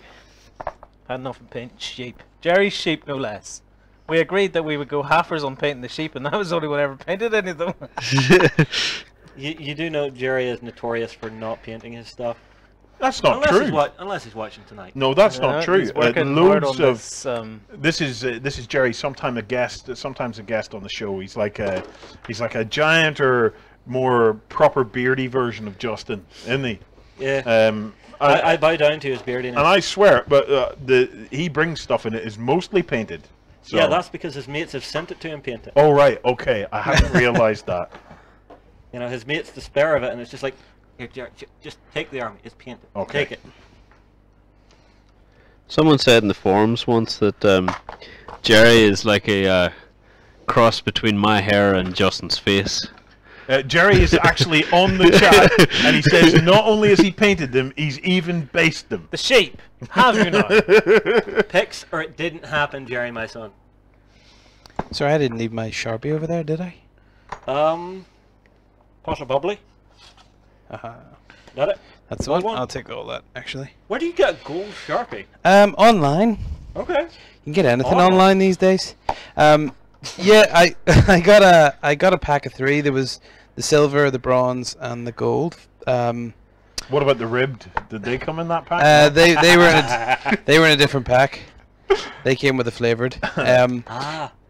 Basically, I actually got them because I've been using them to edge kind of miniatures. They work really, really well for kind of just highlighting the edges of gold or silver miniatures. I've got an example here actually. It's probably not that clear, but this You were was showing me this earlier as well. Yeah. an Imperial mortar.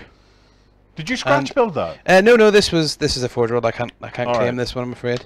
I did scratch build the little tractor. The tractor's For it. very cool. Oh, That the was very tractor's impressive. awesome. So That's scratch build. scratch build. Well, it's based on an Orc truck, Uh-huh. so it's not true. Scratch builders Yeah. all kind of say no, there can't be any. All right, part okay. on, but it's partially But it's scratch build. partially scratch built. The sort of crew compartment and everything was kind of built. Mm-hmm. It was based on a design by a guy who calls himself Le Medico online. Yeah. He did a very similar design. Did you spend long edging your cannon? And was it? Plenty of time. I've got lots of practice edging my cannon, so I do. I actually used the silver for all the rivets Did as it go well. off? It did once or twice. Many times. Only when I forced it to. Have you had a premature detonation? Yeah. Sometimes I get help. Yeah. I think the word is coming back. They're loving that, AJ. So it's simple, but You see, it's this just is a the nice thing, redesign. projects There's don't Oh, here. have to be super Cut to Hobbycam 2 there for me. This is my chance.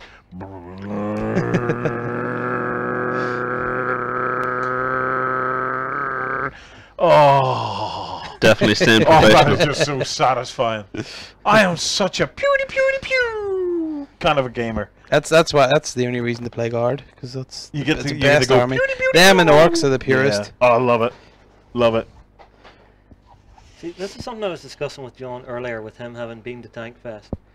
I don't know what it is, but every vehicle he was talking about, depending on what the engine sound was like, it gave it a personality for him. So some of them that had really deep, growly rumbles, he thought they were really mean machines. And the ones with the light little whines and stuff, he thought they were just cute and happy and, you know... The light little what? The way the engines sound. Yeah. So if it was a really deep, growly grumble, he thought it was just a rough, tough, I'm gonna get you, you know. He actually put personalities to the machines on the actual sounds of the engines. Yeah. So some of them sounded like really happy and jumpy, like a puppy dog just ready to run around the arena, while other ones just sounded like surly old men that just didn't want to get out of bed. Puppy dog tanks. It's a very human thing to do, though, isn't it? If you're a young viewer, cover your ears. I bet he gets off on the rough, growly ones, though. You had to go there. You can totally see And John of course he went there. lying late into the night, going, "Oh, Sherman." What is more rough and growly than a Sherman, though? It would have to be a tiger, wouldn't it? No, actually he was talking about the tiger, and I'm apparently sure- it whines and whistles as it drives around. I'd say Churchill's pretty girly. A Churchill. Yeah. Would it not be pretty No, girly? I don't know. Some of these things are bound to sound like a tractor. The Matilda, it looked You know, like a John's growler. not here to defend himself right now. You know, it's so. I am That man's behind pleasant you, though. conversation. If ever there was a time to put, oh, he is there. There he is. He's staring at me. Hi, John. So you're talking about growly tanks, are you? Yeah, apparently on YouTube there's quite a lot of arousal about the sheep, Lloyds. So What? It's, yes, there's different tones in each of the different chat rooms that we're running tonight. Okay, and YouTube, yeah, sheep seem to be the thing for Well, the I did teach YouTubers. Lloyd to play Catan recently, and he did have wood for sheep at one point during the game. Harry Gold actually says in Canada, a growler is a 1.9 litre beer bottle. Well, in Northern Ireland, a growler. Okay, somebody will maybe post in the chat what that is, because I'm not allowed to say it.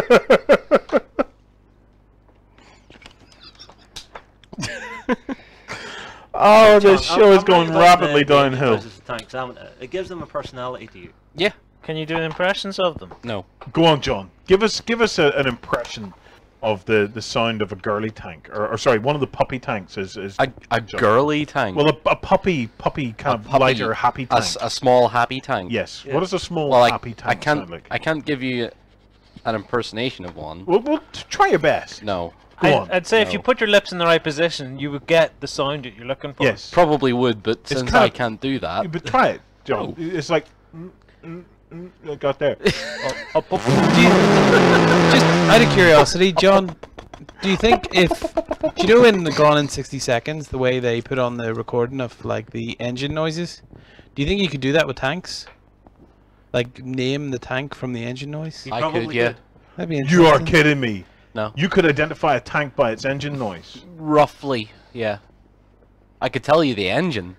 Uh-huh. Maybe couldn't tell you which tank it's in, but I could tell you the engine. But from that, you could probably deduce. That'd be a I fun don't know, game. Engines were pretty widely It'd be used like still You in Bet. some vehicles. Were But how they? much detail Well, look are we at talking the about? German tanks during World War III. Well- they all ran off the same engine near enough. Well, but you couldn't tell I'm so between- glad you followed that up, Justin, because you said engines are commonly used in most vehicles.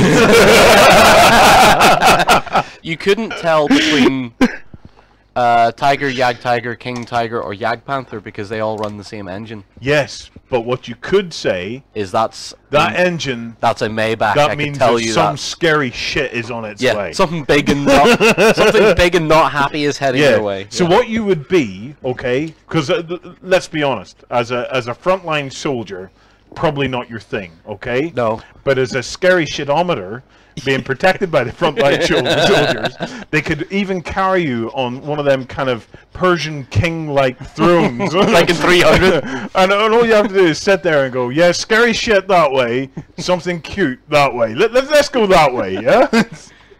You're funny, at Tankfest they were doing a British Army demonstration of recon, and they actually said one of the things that the recon units do will listen for engine sounds and tell them if it's a tank or a truck. And they actually were talking to each other over their own radio going, we hear track noises off to our left, approximately 5 kilometers, all this sort of stuff. And Now, what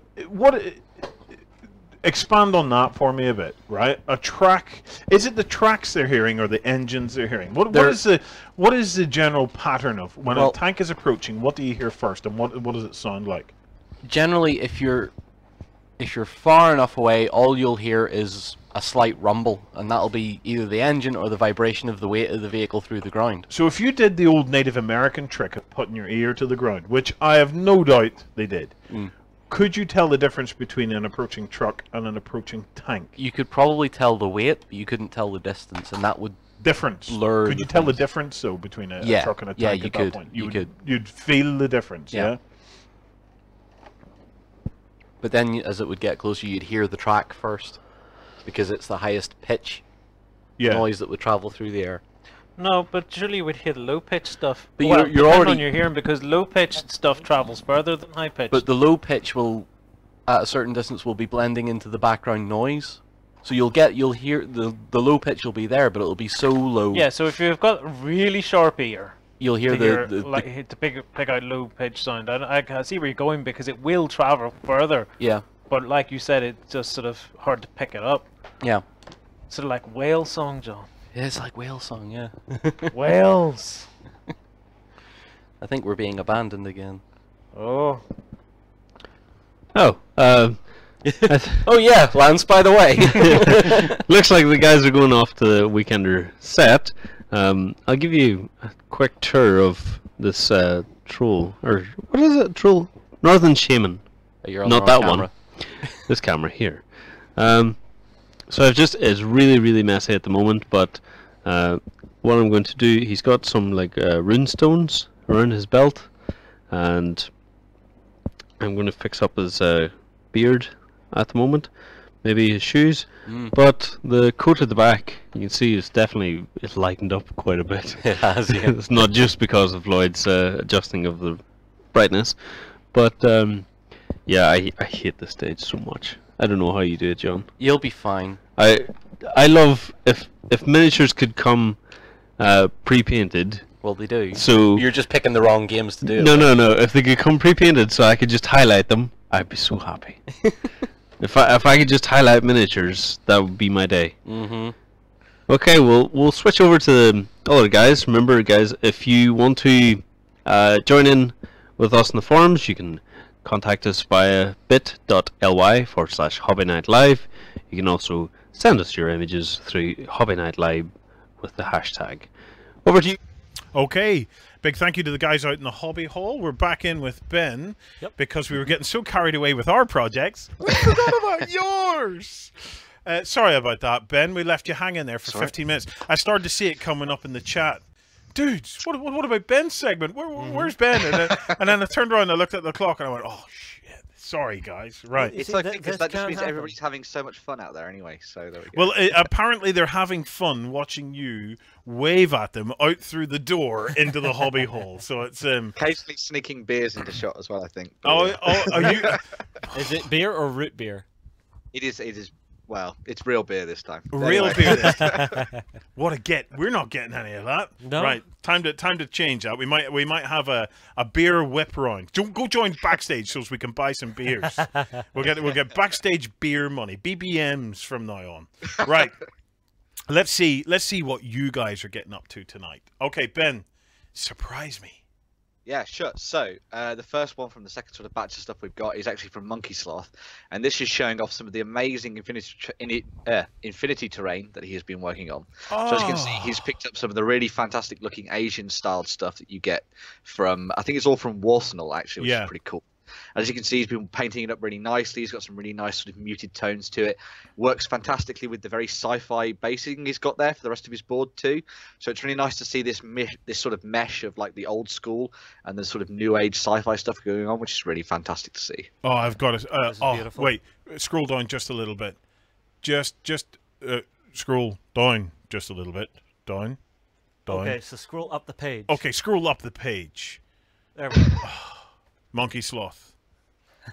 I love your blossom trees. They are so beautiful. See, here's the thing. I think Warren inverts the y-axis on his gaming consoles, which is why that just happened. Yes, I most likely do. Monkey Sloth, you should have entered the Shades of Spring competition if you didn't, and done this because I love blossom trees. Okay, we have blossom trees here in Coleraine. What, you know, running orders out the window again. But we have blossom trees here in Coleraine at our HQ. We have a couple of locations where there's blossom trees, and there's nothing I love more than driving into work in around May time, when they just burst into life. I think they're the most beautiful trees. The other thing that I really liked was, and it's where the whole Shades of Spring come from, and it's a thing that me and Lloyd like doing in wargaming table builds and terrain, is myself and Lloyd used to video game years ago. Yeah. And when the original Gears of War came out, we were playing multiplayer co-op, and we were running around, and all of the destroyed buildings and everything, and all the barren landscape. And you'll remember Gears of War had that beautiful kind of sepia tone to everything. Yeah. Everything had that sepia tone until you arrived in one square where, and among all the damage, was the most beautiful blossom tree. Well, I guarantee if you went back and played that game now, it would look crap. Possibly. Don't ruin his memory. Yeah, he's a good memory. Yeah, I'm not. I'm protecting him. I'm telling him don't go back and play it. I probably won't do it because it's burned into my mind. Yeah. Just in among all of the carnage, that beautiful blossom tree, and I just love them. So I have a thing for the blossoms. Yeah. Okay, yes. That's fair enough. But this is a beautiful piece of terrain, and it looks like it's fantastic to play something like Infinity with. I love the size of it. It's a grand scale of a thing, especially that gate. Yeah, they're both gates. Just to qualify, I think Monkey Sloth has confirmed that the walls are from Wildland, and the Tory sort of large gate, I think, is part of the Warsenal range. I think so. And where'd the blossom trees come from? Forget all that. Where'd you get your blossoms? The trees aren't mine. They just came from a model shop. So there you go. So they just came from his local model shop. So they're lovely. They are lovely. Okay, who's next? Next up, we've got Rittlemon, who has been painting up some more stuff from the world of 140,000. So he just finished this week and sort of getting into hobby time. Both Grandmaster Voldus, as you can see there, and also Cypher as well, which is gorgeous. Indeed. Oh, I love the Cypher. Oh, that Cypher's beautiful. Now, is this the new or old Cypher? That's the new Cypher. That's the new Cypher. That is gorgeous. That is the old one. The old one had him with his guns firing both of them at the same time. That's right. Yes. Oh, I love that design. That is just lovely. What's the sword on his back? That is the sword of Lionel Johnson, as far as I'm aware. I'm sure I'll be corrected in chat if I'm wrong. But I'm fairly sure it is the sword of Lionel Johnson, which was the whole big thing about why he was carrying this around with him and stuff. Yeah. So. Well, if you remember, you actually did a Dark Angels game with AJ, where it was Cypher trying to steal the sword. Yes. Yes, I did. Myself, I think again it's a backstage thing, isn't it? Yeah, we have a kind of like a live blog battle report with myself, AJ, and Peter. Actually play out in a kind of like a dungeon that's based on the rock. Okay, inside the rock.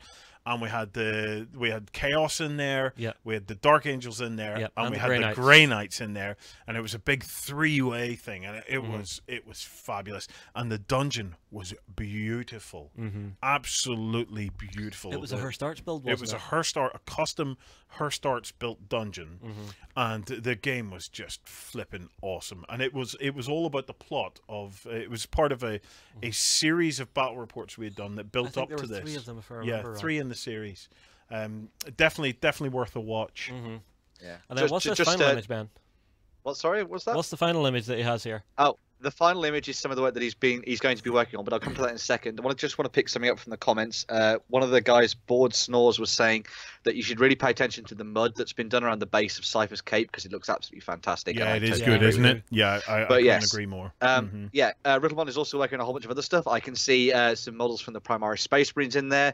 There's a couple of Blood Bowl models in there as well. You can see down on the bottom right, and there's also a bit of sort of Age of Sigmar going on too. So you've got the Savage Orc there, and you've got the Griff Hounds and things being thrown into the mix too. So he's got plenty of different projects to be working on, I think. Fantastic. Cool. Fantastic. Who's next?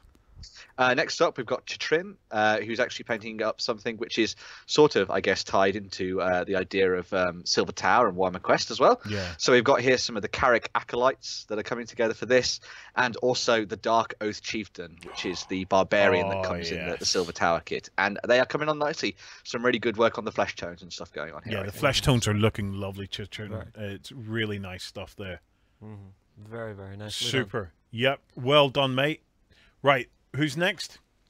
Next up, we have LSR2590, who's been painting up some of the models from his French and Indian Wars range. So if you're interested in that kind of thing, we had an actual article series on the website maybe a couple of years ago now, which actually looking at the French and Indian Wars. And so it'd be really nice to see some models coming together for this. As you can see, he's been working on some of the cavalry units and some of the troopers as well, sort of pulling together a little bit more of the details.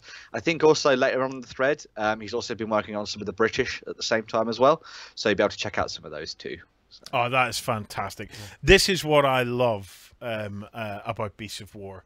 It's the variety. It's the variety. It's the breadth of hobby that we get here. And thank you so much for posting that. You historical guys, get your stuff up there. We want to see it. Right, Ben. Who else have we got?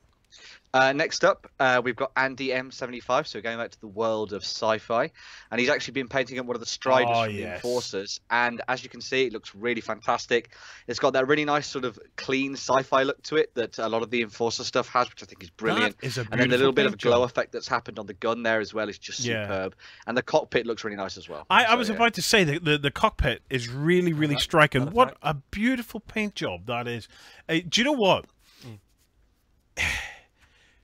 For all of the non-metallic metals and all of the different techniques out there, do you know what?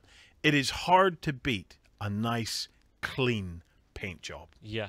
Isn't it? Yeah, and I like the sort of narrative that you can see sort of already built into this one, because it looks as if this is a piece of tech that has just been dropped into a dead zone. It's not had time to get dirty or grimy or get beat up yet. Yeah. This is just landed and ready to go and kick some ass. I like it. I would love to see the rest of this force, because I bet you whenever it's on the tabletop, it just goes pizzazz. Yeah, definitely. Love it. Definitely. Yeah, he was saying as well in the comments there on his forum post that he's actually going to be working on some of the markings as well tonight. So you'll be able to see some of the sort of like the lines and stripes being worked into that. So you'll have the nice pure white and then those nice bright markings sort of worked in as well, which would be really cool to see. Yeah. Maybe we'll even see some sort of skull motifs and sort of, you know, the tallies and things that the like riders and stuff might put onto the sides of their vehicles. So that'd be pretty cool. But, Nice. Very awesome. Nice. Who's next? Next up, we have back to some historical, and we're looking at Cypher 2009, who was planning to do a little bit more on this, but he's been working a little bit on his 10mm Roman army. So you can see some of the slingers here and the onagers and stuff like that. He was hoping for some infantry reinforcements to be working on at the moment, but the bases didn't show up, unfortunately. Oh, man. However, these are looking very good anyway, I'd say. So, Yeah. Now, 10mm Romans. That's that's an interesting one. That is an interesting one. Because in scales, right, the common scales that we see, right, in historical, you have 28mm, but 15, but practically nobody in historical does 28mm.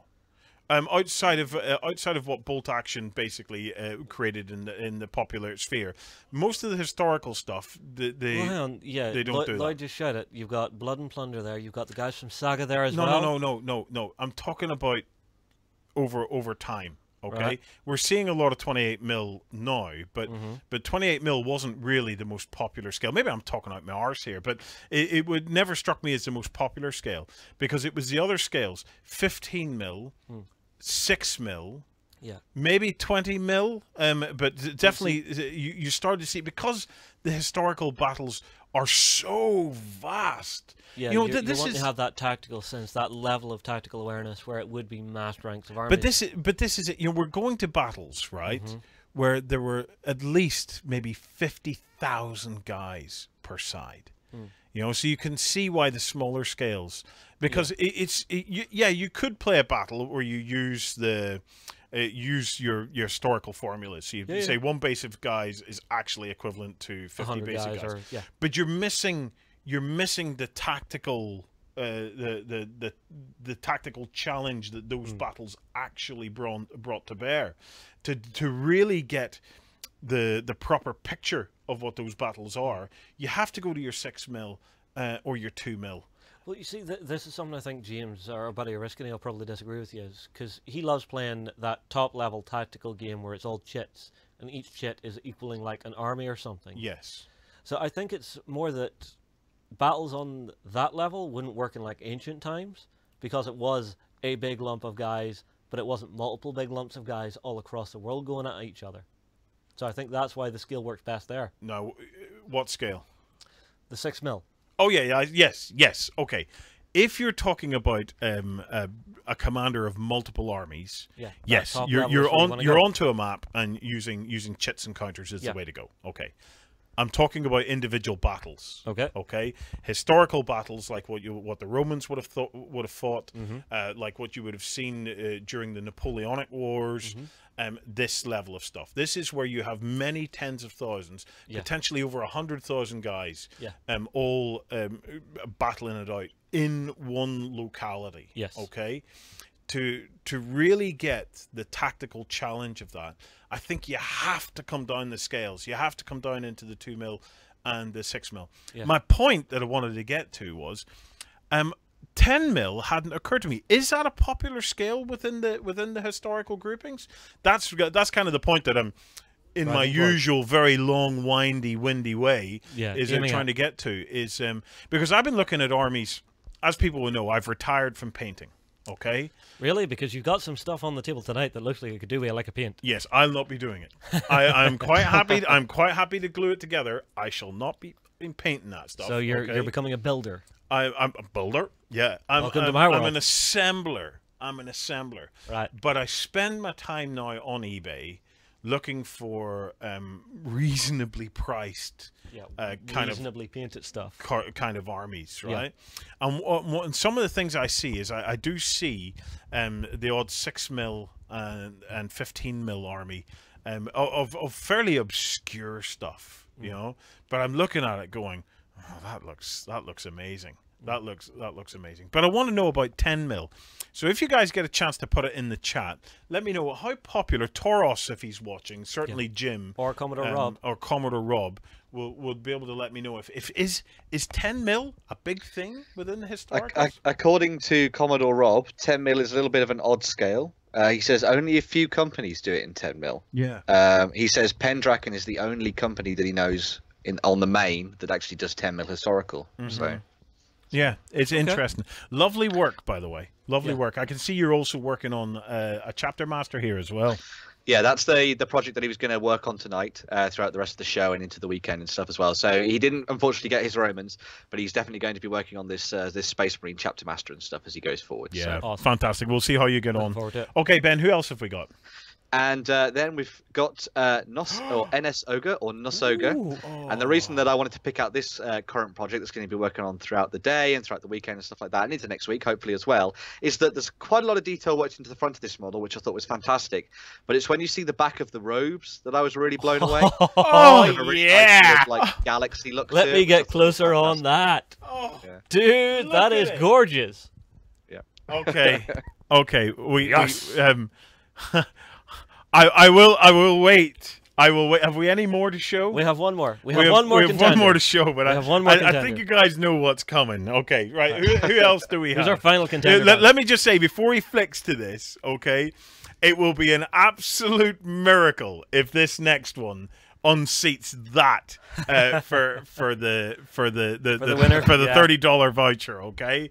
But miracles do happen. We will see. It'll be like a drum roll. Right? Who have we got next? Who is the next contender? Okay, so the next contender is actually one of us, and it's actually Gianna, who wanted to show off what she's been working on. I think we're pretty clear, but yes, this is her showing off what she's been doing with her 3D printed terrain. Now, this is one of the things that she actually showed us a little bit about when she came over to do some stuff with us for UK Games Expo. It is lovely. So it's really nice to see that this project has been coming together nicely, and it's just to show off what you can achieve with the 3D printing nowadays when it comes to building nice diorama pieces and stuff. Gianna, that so something is for the future. beautiful. Yeah.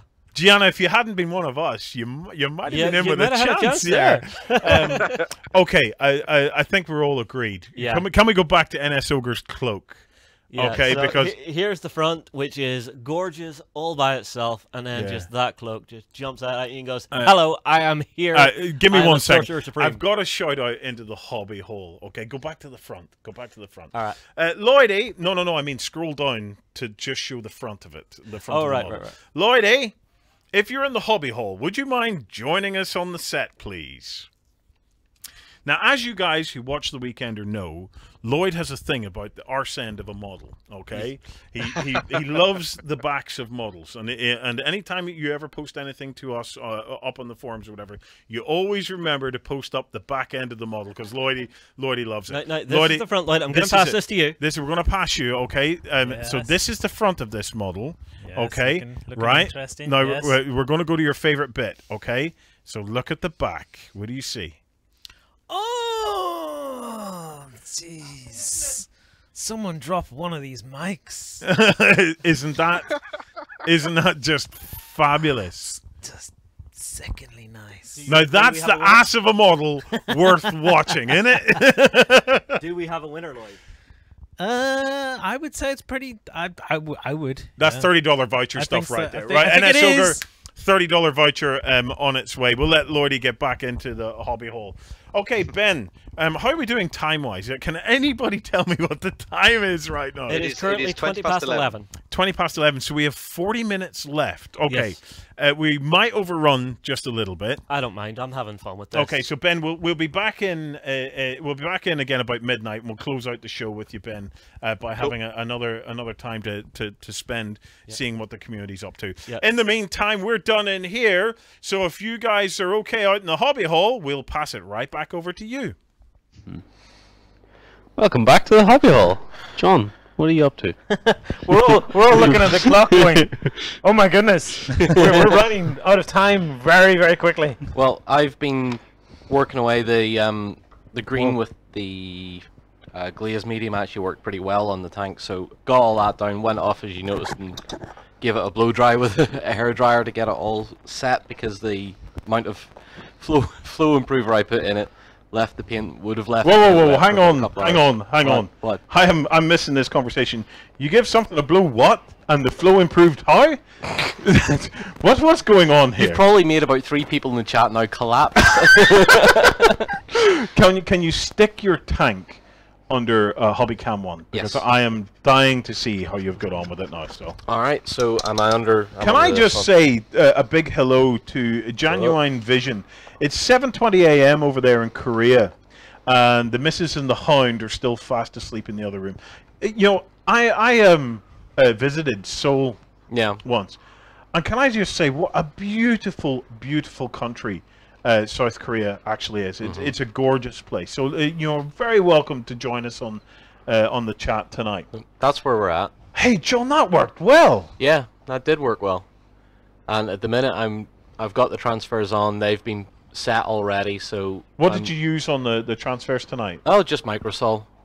Yeah. Microsol. And once they were settled down enough, I got rid of the excess with a bit of blue roll. And now I'm giving the whole model a coat of matte varnish, because the glaze medium and the flow improver and stuff with the green paint has made it quite fragile. Oh, so is it scratching off, is it? It scratches really easily, so I've been giving it a coat of matte varnish now to set it all down. Yeah, try and give it a bit of protection. Yeah. So that's where I'm at. Hey, that is working. Yep. That is working. Do you reckon that's our way to fast track tanks from this point on? Yeah, quite possibly. Yeah. Do you reckon it'll work at the smaller scales if we were going at the Team Yankee stuff? Yeah. It will. Could we bust out the airbrush and save ourselves a bunch of time? Yep. Because one of the things with tanks is they are so flat looking.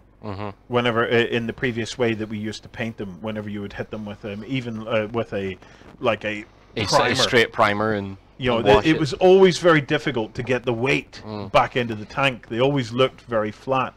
But this, to me, looks like a clear-cut way, because that shading, that variation in the paneling, but for some reason it makes the model feel heavier to me. It just gives it a lot more weight. What the scale modelers do is called color modulation, and what they'll do is they'll mask off every individual panel and they will shade it individually. So you get a very high contrasty or very highly shaded model. I don't like that because it makes it look too much like a toy, or make it look like a drawing. No, Lloyd has a name. Lloyd, what is that kind of painting called? Where you take each panel and you kind of shade each panel with the airbrush. That is color modulation. Color modulation. That's it. Yeah. Rich Dean that's what I said. is an expert at the modulation. Okay, Rich Dean's a fabulous community member, a real rock star with the airbrush as well, and he is a real expert at the color modulation. Where me and Rich Dean often have a lot of banter and fun between us is I am not a fan of modulation unless it's really, really discreet. But the thing about it is, in today's style, discrete modulation is not really a thing. And to be fair, the same effect of discrete modulation has just been achieved by you doing a bit of zenith, doing a more zenith kind of a thing. Yeah, I find I'm not just so much of a fan of the high-end modulation, but Angel Heraldez, Infinity, and all, they are very big into the very more, good at it. Yeah. But that's, you notice where Angel Heraldez is doing it with Infinity and stuff, that it suits that style of miniature, it suits that style of universe. Yes. Whereas when I see someone doing a World War II vehicle or anything like that with modulation, it doesn't fit. Yeah. To me, it seems to be very disjointed. Okay, I'm just going back to the chat. Oh wow! Look at Mad Cow Crazy is just uploaded in the chat. We're reacting to stuff now that our viewers can't actually see. We're going to have to find a way of in future of getting you guys to be able to see the chat window as well, because for anybody that's watching this after the shows went live and you haven't been involved in the chat, you're missing out on some of the amazing images that are actually being uploaded into the chat window. And part of that is because we had no flipping idea that you could upload images into the chat window. So we've got yet more technical hurdles that we need to jump through.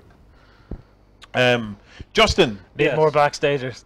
We do need more backstagers. We desperately need more backstagers. So everybody can see. Every time we have run a hobby night live, the stupid length of the shopping list of equipment and cables and stuff we've had to buy has been heartbreaking. I've got to say. Just today, you were even buying cables. Even today to do this, it's this is our third change of format. I kind of like this format. You guys can let us know in the comments and in the chat whether this is a format that we kind of stick with and pursue this and try and improve on it. But the shopping list has been quite obscene on each occasion to try and make this work. So Warren, do you want me grabbing the active camera so people can see that if we scroll back up? Oh, well, actually, people want to see how you're getting on with your orcs. I know you've been a bit busy with me. Are you still on the flesh? I'm just finishing up the last character for his skin tone. Then I think I'm going to start doing some of the cloth. Now, a quick question for everybody in the comments. What type of cloth should I do for the orcs? I'm thinking a mix of dirty browns, because I don't think the orcs are going to keep their skivvies all that clean. Well, wait. Okay. Now, let's think this through for a moment, okay? These are not just any orcs. These are Marks and Spencer orcs. But these are orcs that are playing in Blood Bowl, yeah? No, you see, the whole thing with Blood Bowl... Now, if I butcher this, I apologize, everybody correct me in the comments now. I believe Blood Bowl is actually an alternate sort of universe for Warhammer, the old Warhammer Fantasy Battles. Yes, AJ? Well, Yes, it's sort of set after fantasy, from what I believe, or certainly kind of in basically a world where they've got there was so much war where they kind of got past it, and now they kind of sort of take their differences to the Warhammer. It's kind of like maybe Age of Sigmar went one way, and Warhammer, kind of Blood Bowl went the other way, kind of like as you said, an alternate universe. And so the orcs are still the orcs that you would know from the old Warhammer Fantasy Battle. They would still have that same culture. Well, but here's what I'm going to say, though, right? There's got to be glitz and glamour in the Blood Bowl, right? Yeah, what is glitz and glamour to an orc? Yeah, but glitz and glamour is everything to an orc, right? Remember, these guys' currency is teeth. These guys wear red and paint red because it makes things go faster, right? Exactly, but their glitz and glamour is having the buggy with the biggest engine, or having the biggest amount of teeth. But color, it's not collecting gold. Yeah, no, but color means so much to an orc, okay? And what does white mean to an orc? White. Yeah, if I was to do something white and clean, I don't think an orc would wear, white cloth. Why not? I don't think he'd be fit to keep it clean long enough. You guys discussed this. That's on a 40k charted episode. So it's really orc hygiene that we're discussing here, rather than orc color schemes. Yeah. Both. Well, remember that it has to fit the narrative of the model. Yeah, we ain't so wearing white, boss. I don't think down and dirty is necessarily the way to go. I think you could go for a high impact color scheme on these guys, and just make them fucking rock. See, I want to stick to sort of the classic scheme that's in the box, because I'm pretty much aiming to follow the tutorial. In fact, if you look under your table there, underneath AJ, I have the... Oh, careful now. Oh, right, okay. And in that, if you put it under Hobbycam 2, at the back, okay. So let's see. Hobbycam 2, we have Blood Bowl, the official rules, okay? Yeah. And you say at the back, there's... further, there you go. Okay. So that is the sort of orcs. Now, yeah, but there's nothing dirty about that. I don't know. I look at like the cloth work and stuff, and it does look reasonably dirty. So I don't know. It's pretty clean to me. I could be wrong. Justin, seriously, if you achieve that, your army is going to be awesome. Okay? That's kind of what Do I'm not for. go any dirtier than that. Okay. Okay, that I think is perfect. And do you notice the little checks and stuff like that there? Yeah, I'm going to try and do that. Yeah, absolutely. But orcs love color. Color means more to an orc than you would realize. And the beautiful thing about this is, Justin, you can make this shit up. This is why war games are so fun. You can make up your own stories. You could choose a color and choose a reason that orcs worship that particular color, and do some amazing mod stuff on a Blood Bowl team. Possibly, but I like the classic color scheme. I always thought it was very punchy, and I like the look of it. So yeah, that's why I'm aiming for it.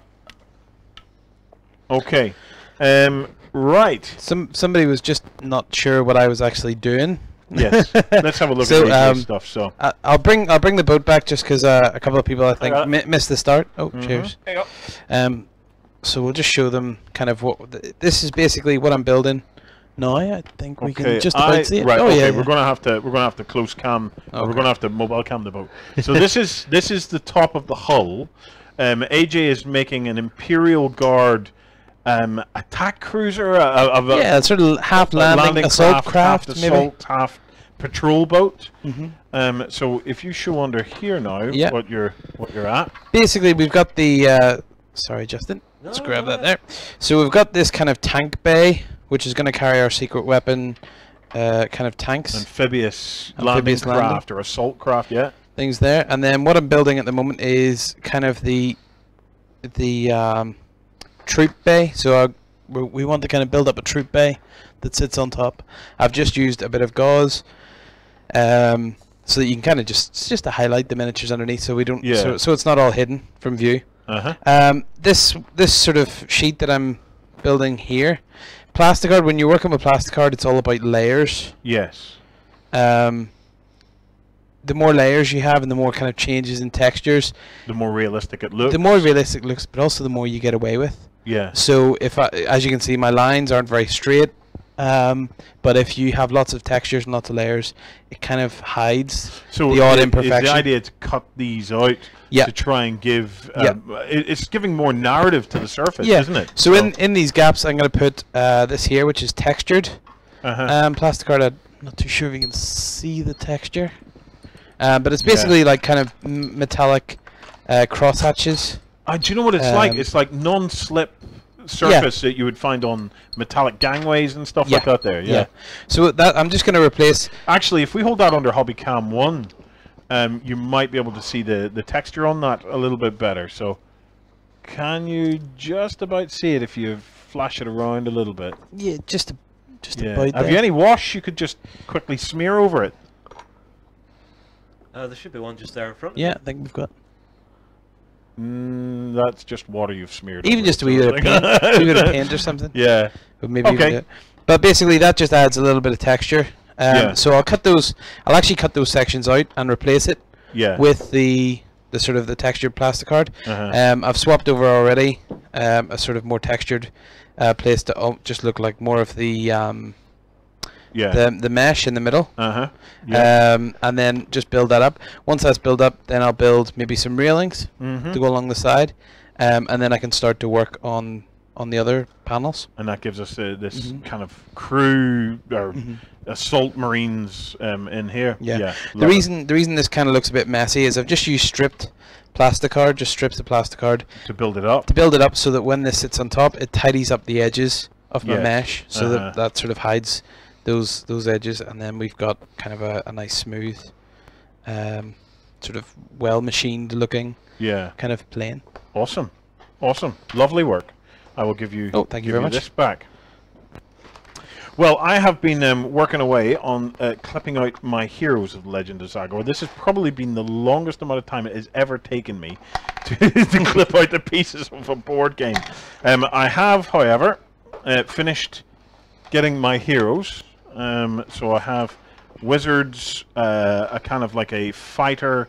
I have a dwarf kind of a character, very interesting, strange-looking dwarf character. I have a barbarian. And I have what looks like an innkeeper with a cat, who is going to welcome us to the world of Zagor, no doubt. So I'm now moving on. Board Snores is asking, Clipping AJ, out how this. much is plastic card usually? It's very cheap. You can get packs of roughly about 10 sheets, just all over the place, really, for about a tenner. It's usually about £1, £1.50 a sheet. One of my textured sheets actually had a price tag which was $1.60. I think I picked that up at a local hobby, sort of like market type thing. But yeah, I mean it varies in price. This sort of really thin stuff is very cheap. It's about 75p a sheet. The slightly thicker grade, the one that I would use the most, is kind of either 0.5 mil or 0.75 mil, and they're kind of just the most flexible but still kind of rigid enough to build up some strength. 1 mil starts to get a little bit difficult to cut. 2 mil is very difficult. In actual fact, some of the this is the 0.5. It can actually be cut with scissors, which is really nice. handy. Yeah. So it speeds up the build. The only thing about the scissors is that you have to smooth off the edge when you cut it, because it will leave a raised ridge. I use a sanding pad. I'm not too sure what I've done with mine, but a very fine wet and dry paper, basically just on a bit of sponge. You can buy them in most hobby or DIY shops very cheaply. They kind of sell little square pads, and they're absolutely invaluable when you're scratch building. Sorry, I interrupted there. No, you're fine. You're fine. You're Zangor? talking about far more interesting stuff than I am. I'm getting into the whole fighting fantasy kind of a feel here. Justin. Yes. I have a Justin issue here. I have a bit that needs clipped. Lance, can we get it under Hobby Cam 1 there? I think we have a Justin Justin piece. Oh, one of these. that Let me find needs the clippers. clipped. My So clippers it's in. we'll get Justin his clip. Oh, look at that there! Dear me! Cut it off, It's going the wrong way. So well- let me see if I can get in there to clip off his little nub. There. Oh, poor fella. Poor fella. I actually Okay. have hit a new stage of painting these, so the skin's done. And this is one step that I always do, even Well, though I hate doing it. Let's get it under camera and show it being done. Do you want to head round to Hobbycam 1? I will. So I will find one that has the requirement for what I'm doing, and I'll bring my paint with me. So, I know I am not the neatest of painters. And so anytime I finish a colour, I always go back to my base colour to actually tidy it up. It would help if I brought my paint with me. Lord Snores says he swears he saw you smiling when the nub was removed. Alright, now Lance, can I jump in with you here for a second? No, I want to paint. Alright, so, if we have a look at what I've done here, you can see that it's not overly clean. There are bits where the green has just overstepped all over the place. Yes. And this is a step, I hate having to do it, but I know I have to, which is actually coming back and actually just tidying up what I've done. And Lance is just going to steal a little paint off the side here. So, it is just going around the miniature. Oi, get away with that. Get away with that! Why is he doing that to my finger? Lance, stop. Okay. Stop it. But I think this is an important step for any painter to actually take, if you're like me and you're not overly neat, is actually just coming back, having a look around, and seeing if anything needs a bit of a clean-up. What do you think yourself, guys? I have an alternative. Yeah. I let the dip in the wash fix my errors, or I used to let the dip in the wash fix my errors, because it would tend to cover up lots of bits, lots of pieces like that, because it tends to normally happen in areas where there would be shading anyway. I do agree with that, but there are some points where I've been so not neat that the actual dip or wash actually won't cover. You reckon it won't flow into that part? I think the paint is overflown too much, and so it does need that just that little bit of care and attention. Well, is that a problem with your brush control, or was that a problem with the I think it's the viscosity paint? of the paint. It's something I always have issue with, is getting the correct sort of flow of paint. We need to get you in for a session with Duncan. We need to get Duncan from GW and Justin a session together, so that Duncan can get you the right consistency. So as it sticks, but it's not too sticky, and it kind of flows, but it's not too flowy. And I reckon you could trade fluid mixes with one another. No, I think it's a good discipline to have, to actually go back and tidy up your work. Yes. Yeah, so I'll throw that one out to the community and see what they think, and I'll get back to what I'm doing here and let that. Well, I can tell you now, Justin, that the entire community is in agreement that yes, that you and Duncan, we need to get you guys together. It'd be like getting Zulin, the gatekeeper, together, wouldn't it? Dude, really? Very dangerous move. So yes, everybody does think that you should go back and tidy up your work. So nice tip there, Justin. That was nice just something I wanted to raise with everybody, because it's something that always plagues me. Yes. Well done. Well done. Lloydie. Yeah. Any updates on the Spanish? You're sitting there very quietly. Yeah, he's he's too bright for this. Oh, wrong one. Can you see him? Oh, Yeah, very that's coming nice. along really nicely. Currently. So how many guys have you got to that stage? This one. Oh, right, well done. Yeah. Currently working on some highlighting, so you can see around his pants and stuff. I've had a lot of highlighting done. I'm still on the block color stage, but I kind of got bored the block coloring, so I went to start doing some highlighting, and you can see on his sleeves of his shirt as well. I think you can see the highlighting if it's not too bright. So That looks really lovely, Lloyd. that's what I'm I've got at to the say. minute. And doing what Justin's doing, fixing bits that I need to fix. That's as a well. really nice paint job that's coming together there, and I think people will be generally, quite relieved to see that that historicals are going to take you just as long to paint as the fantasy skeleton. While we're on here, what do you think? What do people think? What sort of color for this feather? I was thinking a bright blue, but maybe white's the way to go, because when I'm looking at the reference images, well, the way the Blood and Plunder guys painted them is a lot more no, white. it depends on the creature that it comes from, really, doesn't it? Yeah, but I'm thinking a nice splash of Where blue is your or reference something pictures? would be nice. Have you got any? Can you bring any reference pictures up there, and so we can have a look at them? The thing about it is, it's going to come from some kind of weird bird. Yeah, it all depends. Well, you are on what- in the Caribbean with these. It all so could be a depends parrot. on which bird's arse we've pulled this out of. Exactly. Feathers Exactly. coming from birds? No. Somebody is looking to know what green. Now, I'm assuming that is Justin's green. So I said this earlier in the live stream. It is game color. Here, hand Sick it over to green. Lance. He'll put it So, under hobby Lance, cam. this is the green I am using. It's a sick green, and it's actually doing a really nice tone for the orcs. But I think that's also helped along by the fact that I've got that red in beneath them. Now, is that an air green? No, it's a game color green. So if you put it back in there, Lance, we can see it. Okay. So it's just a game color. 7.2 what, Lance? 72.029. Yeah. Yeah, it all seems to be white when it comes to feathers and Okay, stuff. let's you see can- the feather options. You can see like there's just a bit of feather going on behind these two guys. If I can Yeah. hold it straight, and then when the blood and plunder, let's get past these, and then you can see in blood and plunder, see it's white, and then just over there it's white. I don't know if you can pick it out on the screen because it might be blown out a bit, but white. You'd seems to be imagine the- though the Spanish would have loved a red feather. Or a blue one. No, sorry. Why blue?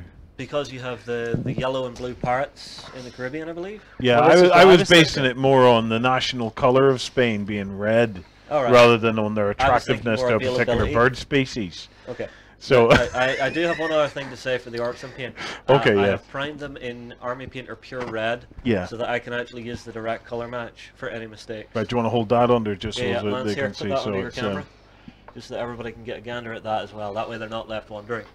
And I do think, even though it's a really bright red, once I get the wash down on that, it's going to tone it down enough to make it nice and Yeah. dark. the French are yellow and blue. Okay, again based on their national colours, not their preference of. This is in the parrot. comments, is it? Yes, we're starting to see a lot of people saying, yeah, green or red feathers or white feathers, and I think the red, Lloyd, might be a nice touch. You know, give that Spanish flair to the whole thing. Or you're thinking because the whole Spanish Yeah, the Spanish flag the at the Spanish time flag was red and Well, it's stuff. red even now. Red with the touch of gold or yellow in it. So But you see, I was going to do the wee band around his hat red. So, yeah. I think Ben has been waving out the window again, so out the door. I do have to wonder if Ben's actually watching the stream while we're not in there talking to him. Yeah, it's Just beavering we still have about 10 minutes. We're down to our last 10 minutes now, guys, and then we're going to go in and finish up with what the community have been working on in the forum thread and get a feel for what's likely to be evolving in there over the course of the weekend and into next week. And we'll start to hopefully get a gist of perhaps we'll see who's going to be the Hobby God bag winner. I wonder, because it's not always somebody that gets highlighted on tonight's show. It could be someone who is even yet to start posting. We will have to wait and see. Although I will say, this Hobby Night Live has went really, really quickly. I have not noticed the time go past. Yeah, that's because it was an hour less than normal. So Yeah, but even then, it has just been so fast because it's been so nice to actually sit down and chat and actually work on stuff for everybody. yeah, it's been nice to kind of get some stuff done though as well, hasn't it? Yeah. I'm feeling a bit put to shame because John has absolutely rocketed on here. That's the power of an airbrush. Yeah, Jono, do you want to throw that onto the close cam? Are you at that stage? 2 more minutes. Two Okay, more minutes. okay, he's getting very, very close. So, Lance, how are you getting on with your stuff, mate? So I've finished off the base colouring, which I absolutely detested. But what Yeah. I'm doing now is I'm going through all the runes and giving them just a little glow. And my next step is I'm going to be using perhaps a white, so maybe the frostbite white. Yeah. And just going over the runes, the tops of the runes, just to give them that little bit of highlight. So maybe I'll do that now. I love the skin tone that you've picked out for the troll blood. Yeah, it's a lot more work to be done in that, and I mean I'm a slow painter. I don't mind taking the time. Anyone who's probably watched my streams before probably expect this by now. Plug it, Lance. Get that plug in there. Yeah, you can come and see my streams every Wednesday or Tuesday night. at Lankors and Twitch. So let's do this rune here up on the top. So if I go just very, very slowly on here. There's a rule about streams, isn't there? Don't cross them. Yeah. Yeah. I was wondering when we get a Ghostbuster reference in. I've been at it all afternoon. Really? Yeah.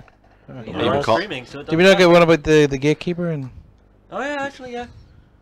I caught Lloyd out with one too earlier. Lance, what are you painting again? Do you know the name of that model? Yes, I have the card here. Okay. It is the Trollblood Shaman North. Hold the card under the clue Shaman. scanner, Yeah, did you let me just remove it from all the paints from above it. Yeah. Yeah, so it's from the Hordes range from Privateer Press. Mhm. Really cool model. It was one of the models that we had lying around, so I just thought I want to paint something that's bigger than my thumbprint for a change. One of these trolls. So if you can see here the runes, I'm going to darken them just a little touch as well, because I think the frostbite was, on a whim, was a little bit too bright for now. But I will go back to it and highlight the lips and the fur up on the top. Yeah. But yeah, it's coming along quite nicely, and I'll probably finish it maybe later Hobby Night Live or maybe on one of the streams. Don't mind me. I have a box that I'm trying to identify. A strange box on my Okay. man. Oh, on your man. Okay. Okay. What is this thing? Can we see this? See this little white box? It takes a very special kind of sailor. That's for a cowbell. box identification, It looks so. like a cowbell, but what Where the is heck it? is it? Where is it, Lloyd? This white area. Is here. it not a flask? It's blowing out in the under the camera there, but It might be for powder. is it a metal box of some sort? That white thing. Yes. Yeah. Should I paint it metal? That's what I'm Are trying you to It looks like a cowbell to me. Lloyd, Would it it be? needs more cowbell. It just. Would it be something like a whistle for them to like blow into? I don't It's know. a bloody big whistle. I don't know. I'm thinking like a the torch thing, because this guy has one on his back there. So I don't know. Maybe. Here we go. Beast of War stoops to an all-time low, The box is identifying part of historical model parts There we by go. looking at fantasy models. So it's like- So if it's a powder flask, should it be Yes. metal? It will be metal. It'll be metal, maybe covered in leather, but it could possibly. be covered in leather. So according to the comments. Yeah. It's what do you want to do with it? I would imagine that for the Spanish were fairly wealthy. It'll be covered in level. Lloyd, we've got an image of what it is. It's Pinhead holding his box. Do you not have the Blood and Plunder rulebook, like? There's a lot of good source images in there for the miniatures that you paint it. I have these miniatures, but I can't see his box. That Right, Not on in that the front. that would be preparing Justin there. Okay, Justin, you can join me. We're going into to see Hobby Ben. I'll leave you guys to say your goodbyes to the viewers, Okay, and then I you can have patch one over little to bit I need us. to get here, and that's the last of the skin. Of course you do, Justin. And I, Of course I you still do. have to show I the just need a tank. last Oh, stroke and John here still where has to show a tank. Okay, right. Apologies for being so premature. I will sit back down and wait my turn properly. Good boy. Okay, I'm ready. Are you ready? Are you ready to show, or are you ready to go? You I'm can ready go to out. go. Okay. Ready Let to your go. break Right, well, once the wait. bell rings. I need to see John's work. Alright, I'll tell you what, Before I'll I go go. in and get us prepped, okay? Okay, you get us started, and then I can wait here. Oh no! I just sliced off an important horn. Oh, gutted! It had to happen, and the horn is so small yet so important. It's not the size of the horn. Oh, have we got tweezers? We need we need to. Oh no! Well, this guy here I shall now name Einhorn. Okay, so this is the dude. Okay, we'll get him under close cam 1. Okay, he was evil dude. He's now Einhorn, Eddie Einhorn, and there he is with his minus his one horn. I've got it here, but I don't have the tweezers to glue it back on. I'm tempted to wind Justin up a little bit and glue it in the wrong place, but it's give me Einhorn back there. We'll get him back. Right, Jono, Just ready. you ready No, to show yes, us? I'm ready to show it now. Right, what stage is this now that we're looking at? So this is matte coated, and we have some stowage onto the vehicle. So I'm going to have to find a close camera. I'll Try Hobbycam 2 there first. try this one. Oh, yes. If we move the wet pallet out of the way.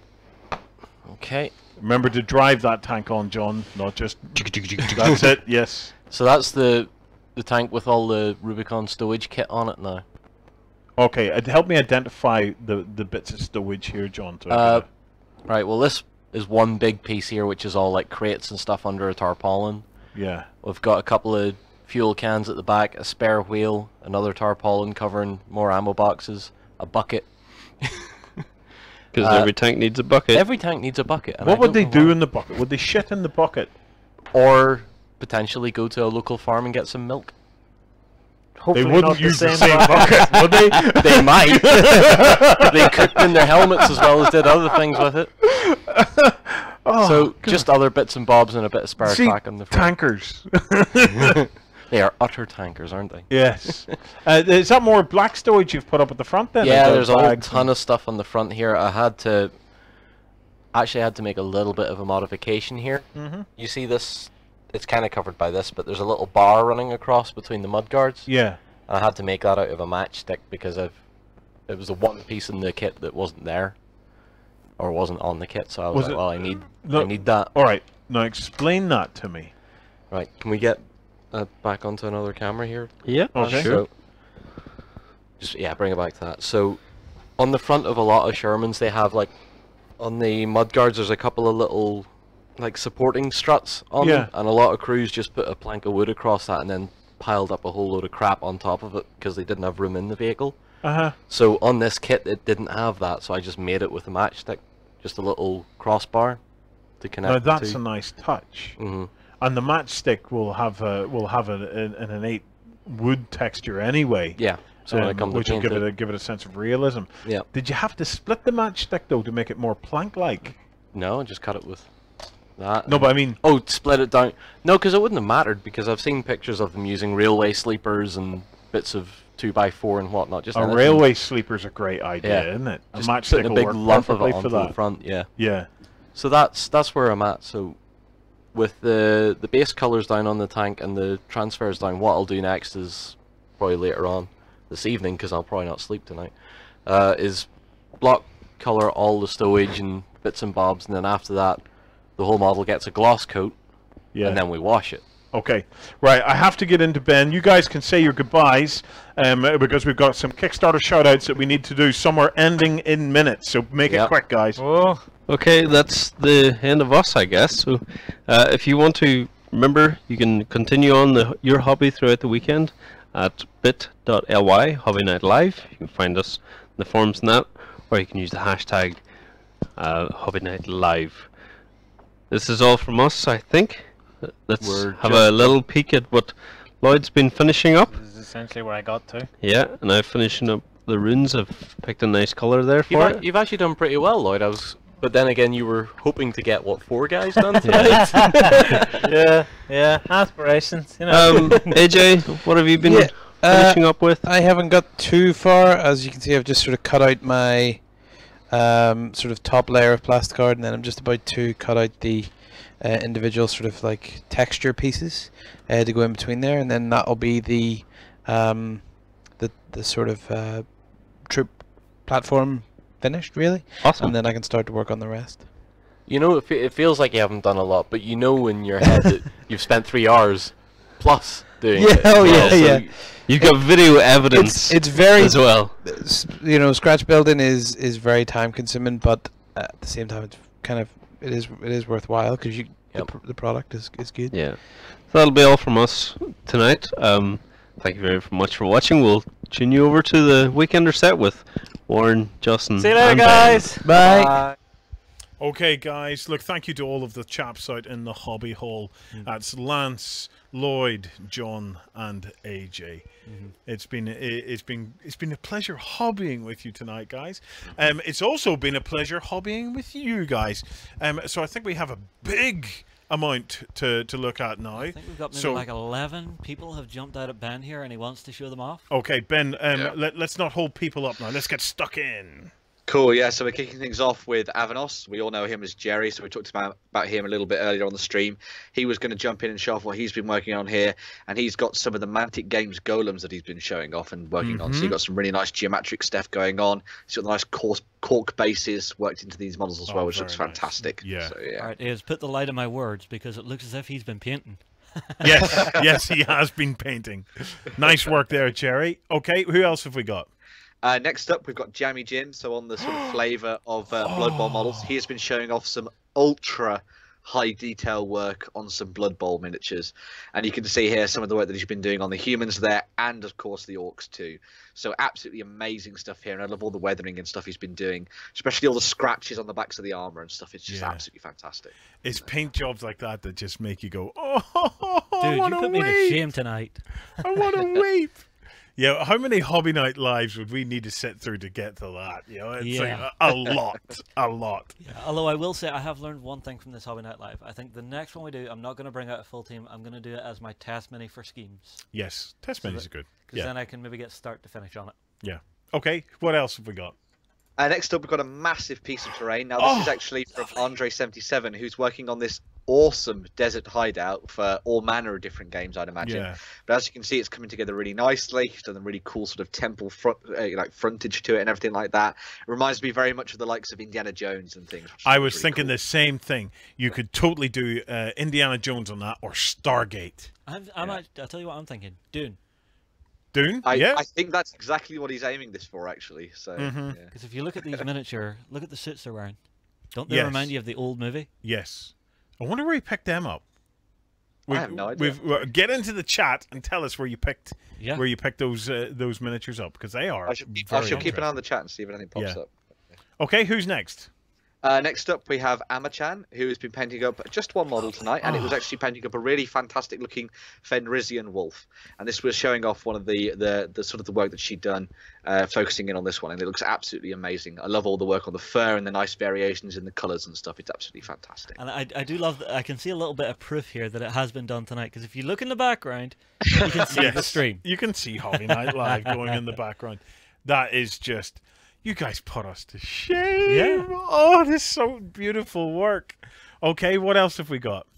Next up, we've got something that is certainly down my street, and this is from the Humongous. Nice. And he's been painting up a really awesome-looking Forge Father captain here, as you can see. This is one of the sort of older ones that you might remember from when Warpath first came out. Yeah. And it's still looking very, very cool indeed. And I love the mix of the yellow and the orange. I think it's a very nice sort of matching colour, and then sort of like the sort of rusted metal that he's gone for as well across the model as well. Looks really cool. I will say, good on you, sir, for tackling yellow, one of the trickiest colours you can actually paint. Yeah, that's a beautiful paint job. Nice job, mate. That is a beautiful paint job. Well done. Okay. Next up, we also have some more dwarves, because why would I not put more dwarves into the mix? And this is from Geek Kaylee, who's actually been painting up some of the Caradron. Hey, Kaylee! Nice to see you. Yeah. So yeah, some absolutely fantastic looking models here. She says, apologies for the picture quality. She lost her phone at a gig while she was very drunk. So this is why these are all fuzzy. But there you go. That's what the Caradron Overlords are looking like right now. Gone for a very standard color scheme from one of the books as well, I think. So you got the purple in there, mixed in there. And I think there's also a little tiny bit of sort of tartan work going on at the same time as well, which is really cool. I think Lance will also really like the flying machines as well, because I know he's been very, very interested in trying to paint some of those, I think. So. Yeah, I know. I'm such a geek, because I'm getting totally distracted by your amazing tattoo. I absolutely love that.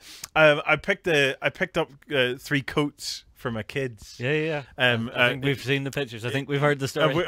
I've got them Rebel X-Wing pilot coats. And that we picked up in the Disney store. The Disney store discounted them from like 30, 40 quid down to like 15 quid. And you couldn't not. And Andrea was looking at me, and I'm sitting going, if only they had one in your size. Oh, if they had one in my size, I would have been totally into that. But they did have them in a size bigger than each of the little ones needed. Yeah, so which they is can perfect. Keep them for a so good they while. keep going at it, and they're still running around in them. But that fantastic tattoo. Work. Love that. Yep. Oh yeah, great work on the paint job too. Yeah. Okay, who else? Next up, we have Joe, because that's how his name is said. Hey, and, Joe! he's actually been working on some really cool-looking Soviet armor, as you can see here. So he's been building up some fantastic tanks and stuff for all his games of Flames of War and all that kind of thing. And they look absolutely fantastic here. You can Joe, see some really nice really rendering going on as well. Yeah, So. I was about to say I really like the color variations in those. That they are really nicely done. Mm-hmm. Joe, if you ever get a chance, throw up a step-by-step for us at some point, so as we can see how you're achieving that, because that is really sweet. Yeah. And welcome to the community, Joe. I think you must be quite new. Yeah. So, okay. Keep them coming. Next up, we have something from the sort of Age of Sigmar and the sort of tail end of Warhammer Fantasy. And this is by Sailcat, who painted up the absolutely amazing looking block kid. This is why I put all of them in. Yeah. Okay. Yeah. Look. So at that. As he says in the topic, this is the sort of model that he's going to be working on tonight and finishing up. He's done a lot of the base coating and stuff with airbrushes from the Citadel airline, and he's now working on towards adding a lot more object source lighting and also the goopy details, as he puts it, in true Nurgle style, as you might imagine. So yeah, Man after my own heart. Papa I Nurgle loves you. absolutely love the this kind of the skin tones, right? To look at that long tentacle arm, right?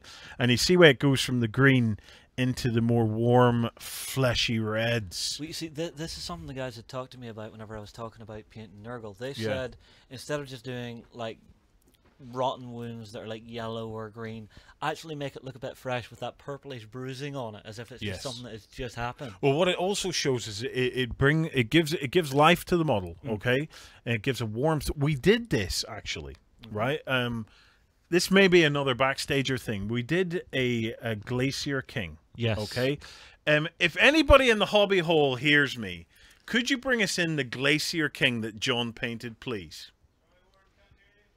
They can't hear me. But if they could hear me, if they could hear me, they would bring me the Glacier King that John painted. But anyway, Will I go get it? No, you sit your ground. One of the things that we did whenever we were doing there is the man himself, John.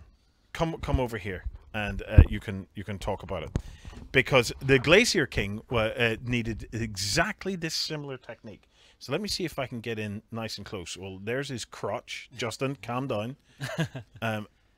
There on the hand. Now, John, we specifically went in with a kind of like a reddy pink into the parts of the palm, because they are the areas, if you look at a palm, okay, that do start to flush with color. Yeah. Okay. And the whole idea was to give more life to the model by showing warmth where the blood was a bit closer to the surface. Yeah. Can you remember roughly how you did it, John? Let me see if I can get the other side in there as well. For people That to look really at. shows it well.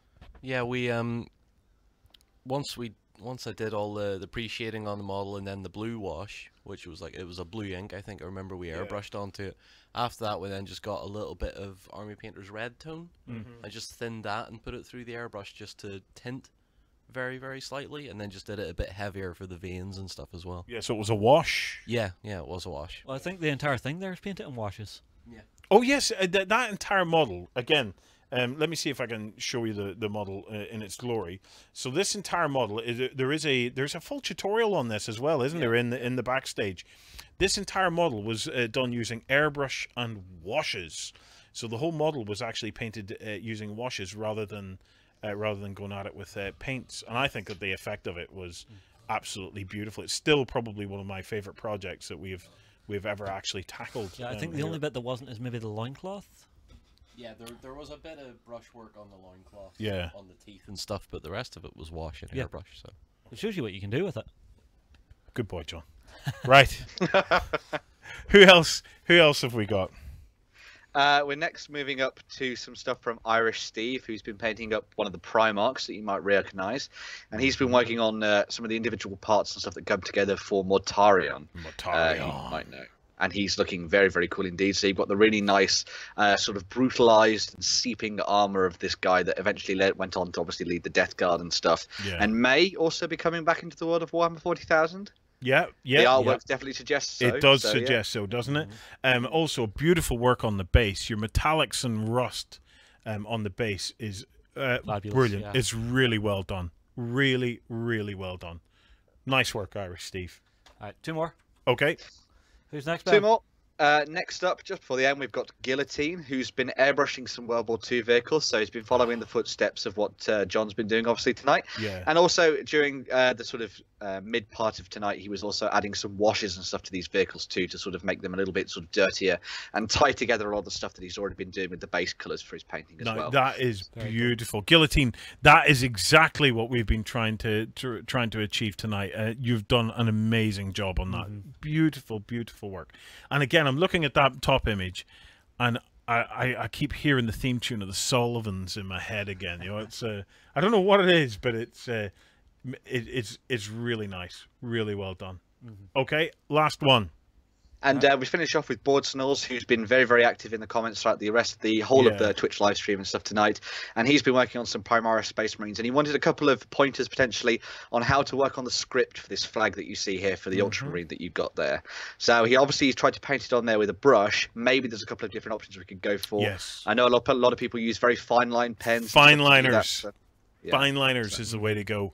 You can get fine liners with all sorts of inks, like even metallic inks and things like that there. But a black fine liner is by far the easiest way to achieve script and stuff like that. Well, for actually just that fine control, because as soon as you try and paint with a brush that's that fine, if it twists, you're not going to get the letters right. Yeah, there are people that can do it. Oh yeah. But brush control is something that takes years and years of practice to get to that level of brush control to be able to do that.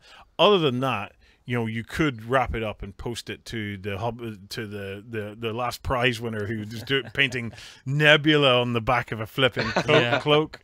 But yeah, fine liners is the way to go. The other thing it does is on tabards and stuff like that, you can actually do little fine lines with it that look like lines of text. So yeah, nice work. We got a tip there from one of the people in the comments from Genuine Vision, who says to be careful though with pens because they can also smudge. So you've got to be very, very careful and very neat with them when you're putting onto the models and stuff. Yeah, so and give them time to dry before you start hitting them with washes and things. And be careful, make sure you try to get a permanent one, or you have to use a permanent one, because otherwise if you hit it with a liquid it can reactivate and then just wash off the wash off. Can you not varnish it? Or I suppose you're hitting it with a liquid at that point. Yeah, you got to be careful. You got to be careful. Go for your permanent fine liners for that. But yeah, as well as the Primaris Space Marine there with the script, he's also been working on some more stuff for Nurgle. It seems like Nurgle is quite the theme for tonight, I think, across the board. Yes. But yes, he's also been painting up some of the demons and stuff, as you can see there. So it's some really nice stuff from the world of 40,000 to sort of cap things off for the night, I guess. Okay, right. Who do we give our last voucher to tonight for an amazing army painter? 30. My vote. Is this? Yeah, I was going to vote for Sail Cat as well. Ben, what do you reckon? Oh, you know what? I think we'll give it to Sailcat. I think. Okay, it's unanimous. Okay, Sailcat, congratulations, mate. That is just beautiful work. A $30 Army Painter voucher is yours. Remember, anybody who won tonight, go up to bc4.com, click on the Contact Us the menu, in the top and right of fill the in website. the Claim a Prize button. And prizes sometimes can take 2 weeks or 3 or 4 weeks. Because we only get to spend like one morning every couple of weeks or so going through the prize claims. So if you fill it in, you don't hear back from us. Well, don't panic. It's just with all of the filming and all of everything else that's going on, prize claims are only got to periodically as we try to work through them. And yeah, tomorrow morning on the Weekender we've got 29 prize winners tomorrow morning on the Weekender. And as I said to some people in the chat, here's a little bit of a teaser. I may try and wrap the winners. So there we go. If you pull that off, that'll be great. Right, a couple of quick things. Tomorrow, I'm going to get a chance to have a sit down with Carlos to talk a little bit about the Wotan campaign and on what's been taking place in that. Tonight, there are some things that you need to know. Has Escape the Dark Castle finished yet, Ben? The Kickstarter. I think it is just about finished. I think. Oh, hopefully hang we on, got hang you. on. Hopefully I'm we going to got you. Kickstarter just to Go see. and check it out. There's some Kickstarters that you guys need to know about. Escape the Dark Castle. If you haven't got into it, It is finished. It oh, is finished. sorry guys, you missed out. How did they total it to finish up? They got to £87,814. Yeah, congratulations to Thomas and the crew over there. That is an amazing game. I've been playing that with my kids and having an absolute blast. Also, another big Kickstarter that just launched tonight. It's a pretty short time scale, 16 days, and that's the Fabled Realms game from Foreground. It's up and running. Has it funded yet? I think it has. It has If funded. I can quickly find it. Yeah, I think it has funded, and they are really involved with the community at the moment and updating kind of pledge levels and things like that. So, if we get that up, did you find it?